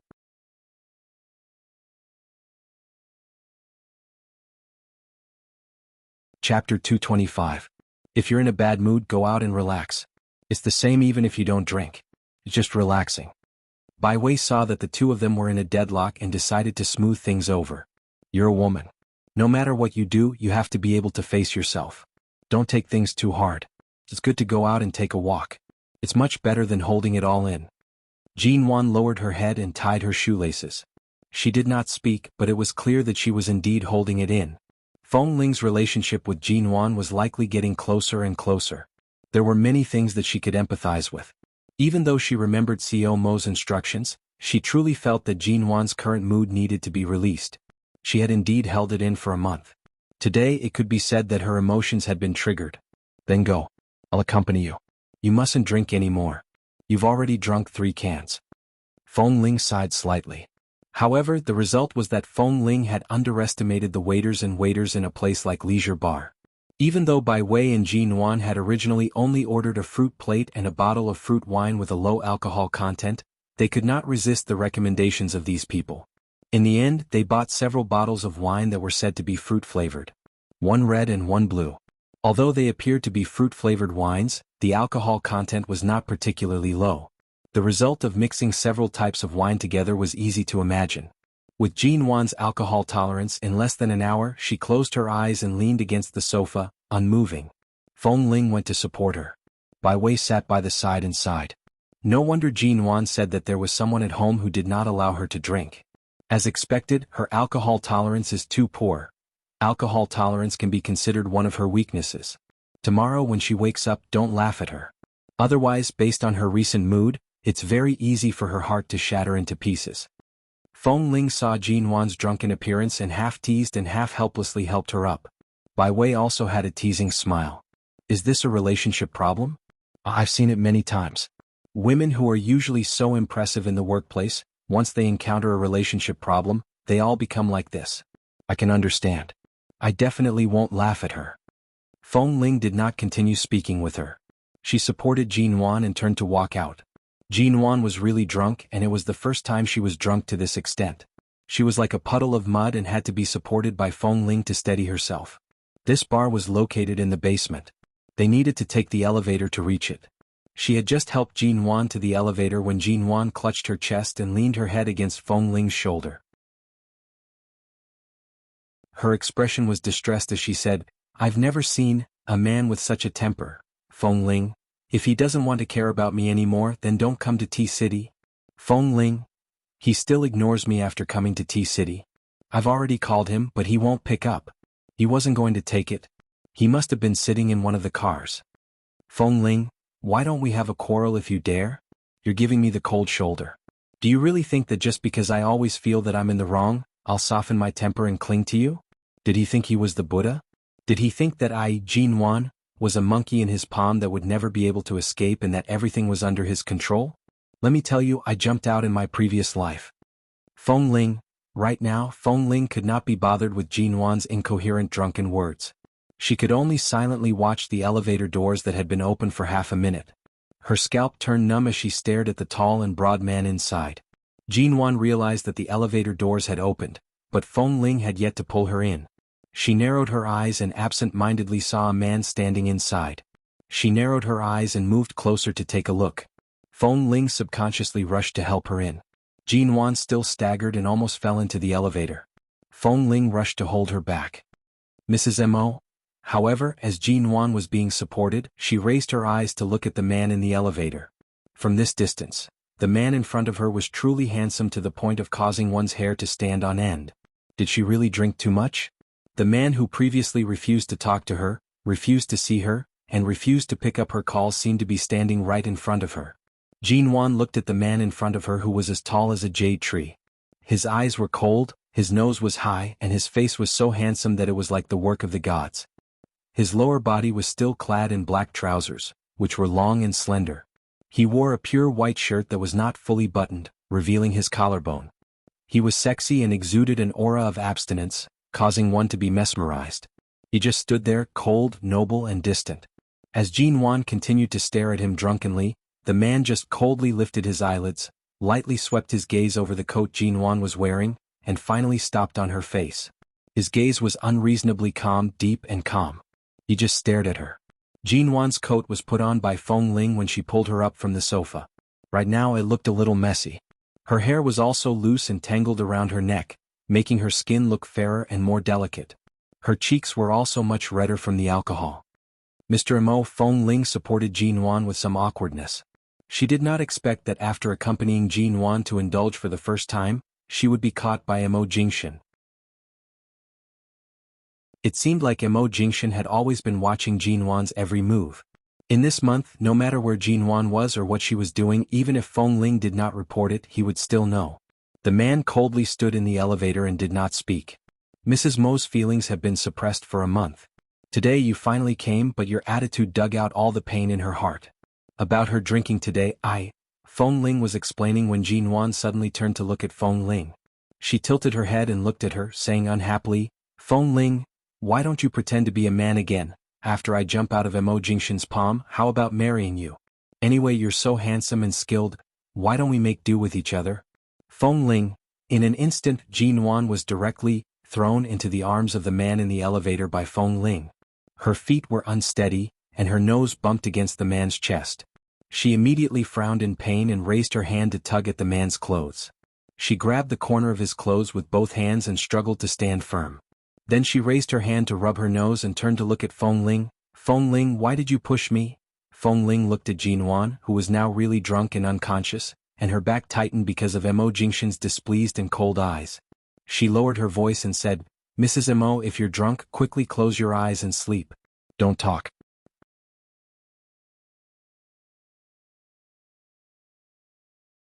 Chapter 226. As Jin Wan spoke, she reached behind her muttering, "I can't stand properly right now. Feng Ling, come and support me. It's not good to keep leaning on someone else." Jin Wan was so drunk that she could not be stopped. What did she mean by someone else? Right now she was leaning on her husband Mo Jingshan, but right now she was seriously drunk. Her alcohol tolerance was poor to begin with, and she drank so much tonight.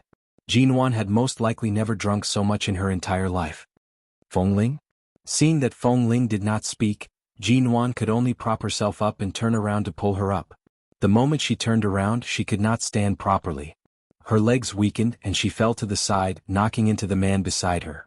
Almost at the same time, her waist was held down by the man's arm.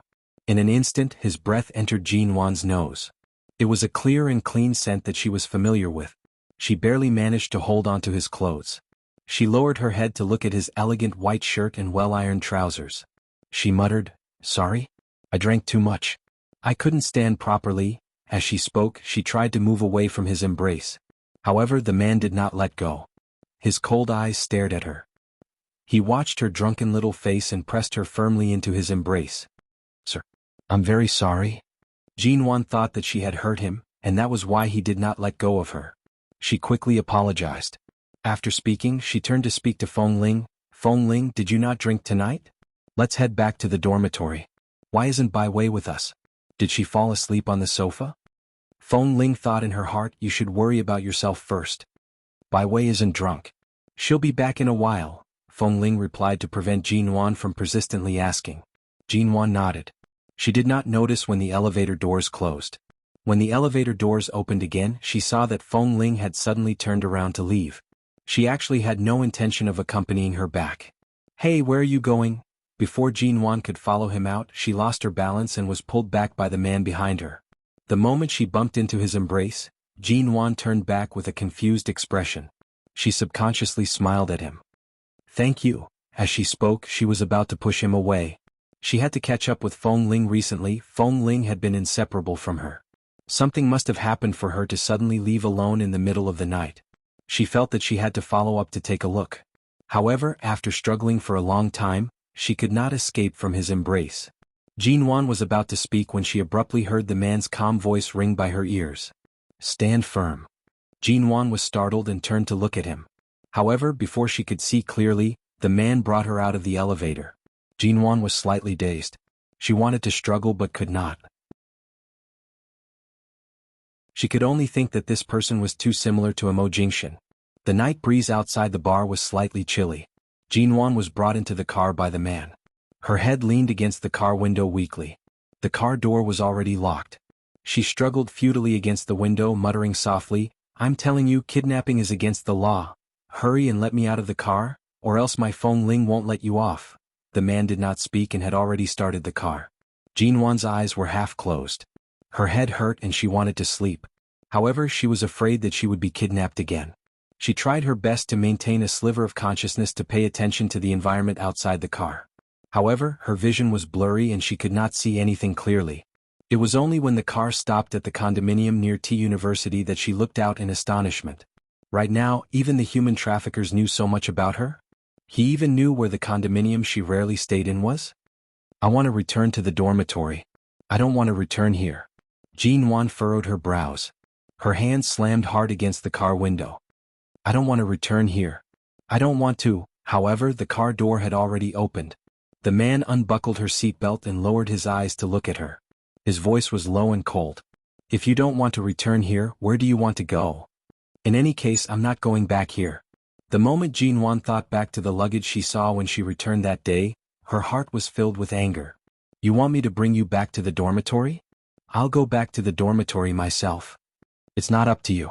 Get out." Jean Wan was about to say no when the man had already gotten out of the car and walked around the car. He opened the door and carried her out. Jean Wan raised her hand to push him away, but it was as though the man completely knew what she was going to do next. No matter if she suddenly raised her arm or leg, he was able to accurately avoid them. At the same time, he pressed her down and locked her firmly in his embrace. Jean Wan raised her eyes to glare at him. The wind outside the car was slightly chilly. For a second, her mind was clear. Suddenly, she saw the man's face clearly. Because she was in his embrace, she could smell the man's cool and stern scent. She stopped moving. Was it a dream? Or a hallucination? Didn't he refuse to pick up her calls? But right now, how could Jean Wan care about that? The moment she saw the man clearly, she raised her hand to push him away. "Go away." The man lowered his head, one hand supporting the back of her head to prevent her from falling back. His other hand threaded through her hair. His voice was soft and gentle, but also like an unhappy warning. "Behave yourself." Jean Wan pretended not to hear him and pushed him again. In the end, he suddenly carried her horizontally. Her entire body was lifted up by his waist. The moment her feet were in the air, she instinctively cried out. Her two hands clung tightly to his neck. Then she heard the man's low chuckle. However, this chuckle did not sound happy or angry. It was as though he was always aware of her trump card. Without much effort, he easily subdued her, who was as drunk as mud, and even forced her to cling to his body. You'd rather squat by the window like a wronged cat than make a call to say that you miss me. Mrs. Amo, you're really stubborn. The man's deep, calm, and dark eyes watched her. He said coldly with a forced smile, in the afternoon, you stood in the school's conference room and peeked at me. While I was visiting the subsidiary company, you were able to drink yourself into this state. You're really taking advantage of the fact that I can't hit or scold you. Even when I was angry, I couldn't bear to leave you hanging. You've got me, haven't you? Jinwan's hands were wrapped around his neck. Subconsciously, she was afraid of falling. Hearing his words, she immediately glared at him. She did not care if he was hallucinating or real. She said angrily, who says I'm wronged? I eat well and sleep well in T University. I don't feel wronged at all. The night was cold and windy. Mo Jingshin did not say anything more to the stubborn, drunken little woman in his arms. He directly carried her into the condo.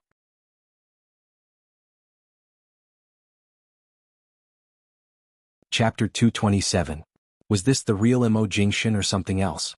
This dream was a little too realistic. She stood up out of habit, swaying as she stood by the sofa. She raised her head to look at the man who was a head taller than her. Was it a dream? As she spoke, she reached out to pinch the man's face. Mo Jingshin did not dodge. However, just as her hand was about to touch his face, he caught it with one hand and pulled it down. He held it in his hand and used his strength to support her, preventing her from falling back. And it's a dream. The man's voice was low and cold. She could not hear his emotions. Jinwan stood in front of him, widening her drunken eyes as she tried her best to look at him. After staring for a long time, she suddenly smiled. Forget it. Who cared if it was a dream or an illusion? In any case, it wasn't the real Mo Jingshin. She could scold him however she wanted. It was just an illusion. He definitely wouldn't mind. Mo Jingshin. Jinwan's temper immediately flared up. She planned to show off her might to the illusion in front of her and vent out the anger she had accumulated over the past month. She suddenly pointed at his nose, raising her drunken little face and misty eyes to glare at him. You tortoise bastard. The man's handsome brows rose slightly. You know how to scold people? What do you mean I know how to scold people? In the past, when this old lady quarreled with others and scolded them, you didn't see it. Why do all the rich young ladies in Haicheng hate me so much?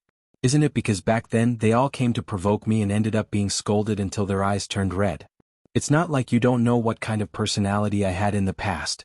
Jinwan abruptly stood on her tiptoes, raising her hand to tug on his collar. She pursed her lips and began her long journey of venting her frustrations. For you, I nearly pulled out all the thorns on my body. For our marriage, I worked hard to do everything. I've never doubted you. The night before, I was frightened in the underground bar. My panic turned to despair. It was all because of that person I didn't know. The night after, I found out that it was all because of your ex-fiancé. Was I supposed to smile and say it's fine that I didn't mind? Do you think I have no conscience? Let me tell you, if I, Jinwan, did not have a conscience, I would never stick to you like this in this lifetime. So what if it's a divorce? I can go far away. But I've staked everything I have on you, Mo Jingshin. I've given you everything. My everything. My everything. You are indeed unconditionally good to me, but apart from that, you are an abyss that I can't even touch. I don't even know how far away I am from your heart. The wound on Jinwan's forehead had long healed. Her forehead, which was covered by her bangs, was smooth and clean. It was impossible to tell what she had experienced in the underground bar a month ago. The man's hand brushed aside her slightly sweaty bangs. She suddenly turned her head and bit down on his finger. As she bit down, she thought that it was a dream anyway. It didn't hurt and neither did he. She had vented all her anger. She had scolded him and tomorrow she would be a good man again. He didn't struggle free. Instead, he reached out an arm to steady her body and let her bite him. The taste of blood overflowed from her mouth. Jinwan finally stopped. She suddenly muttered softly as though she was muttering to herself, I should have changed my life from the very beginning. I must have lost my mind. Otherwise, why would I willingly submit to the siege you drew and be blocked by a man like you who is addicted to poppies? I'm wrong because I can't control my heart calmly. I'm wrong because I care too much about you, right? Do you? The back of Jinwan's head was held. The man's lips pressed down, blocking her lips. Jinwan was stunned. Just as she was about to step back, the hand on the back of her head firmly restrained her. The force that restrained her was not gentle. Although it could not be said to be rough, it was much stronger than usual. She was really too drunk. After struggling for a while, she felt tired. The pain and numbness on her lips did not allow her to react. How could there be such a clear sensation in a dream? After that, she fell asleep in a daze. She didn't even know how she fell asleep. Jinwan did not sleep well. In less than half an hour, she had a bunch of messy nightmares. She frowned and suddenly opened her eyes in shock. The glaring light in the room made her close her eyes again. However, just a glance was enough for her to clearly see the man's handsome face. She realized that she seemed to be lying on the sofa.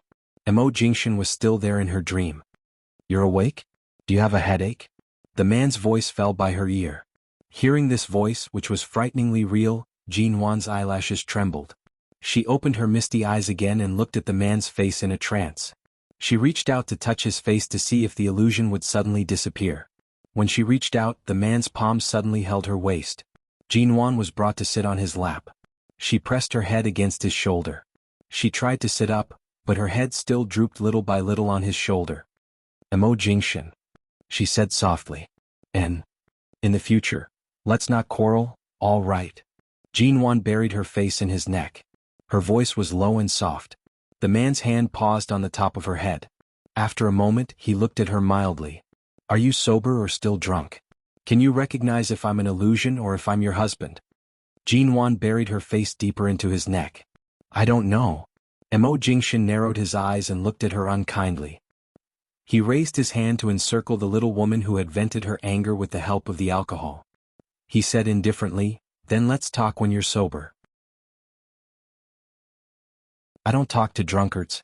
Jinwan, she abruptly tried to leave his lap, but the man held her down and did not let her move. "You're so drunk, yet you still have the strength to struggle. It seems like the 1 month I gave you wasn't enough time to calm down. Earlier you said you wouldn't quarrel, but now you're keeping a distance with me with a dark face? Let go of me. I want to go down." "Reason? You." Jinwan raised her half-drunk and half-sober eyes. Her slightly disheveled hair stuck to her cheeks. Her earlier resentful expression was now tinged with awkwardness.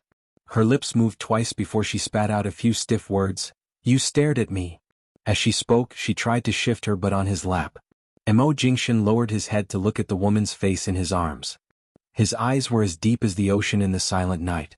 His soft kisses landed on her soft hair. "We haven't seen each other for more than a month. If you move around again, it won't be as simple as hurting you." You're tuning in to the Han Lee's Wuxia Adventures YouTube channel. We're so grateful for your support, and don't forget to subscribe to join us on this incredible journey through captivating stories. Your generosity through donations truly makes a world of difference, as it's the primary source of revenue that allows me to expand and enhance this channel for you. Thank you from the bottom of my heart for being a part of this adventure.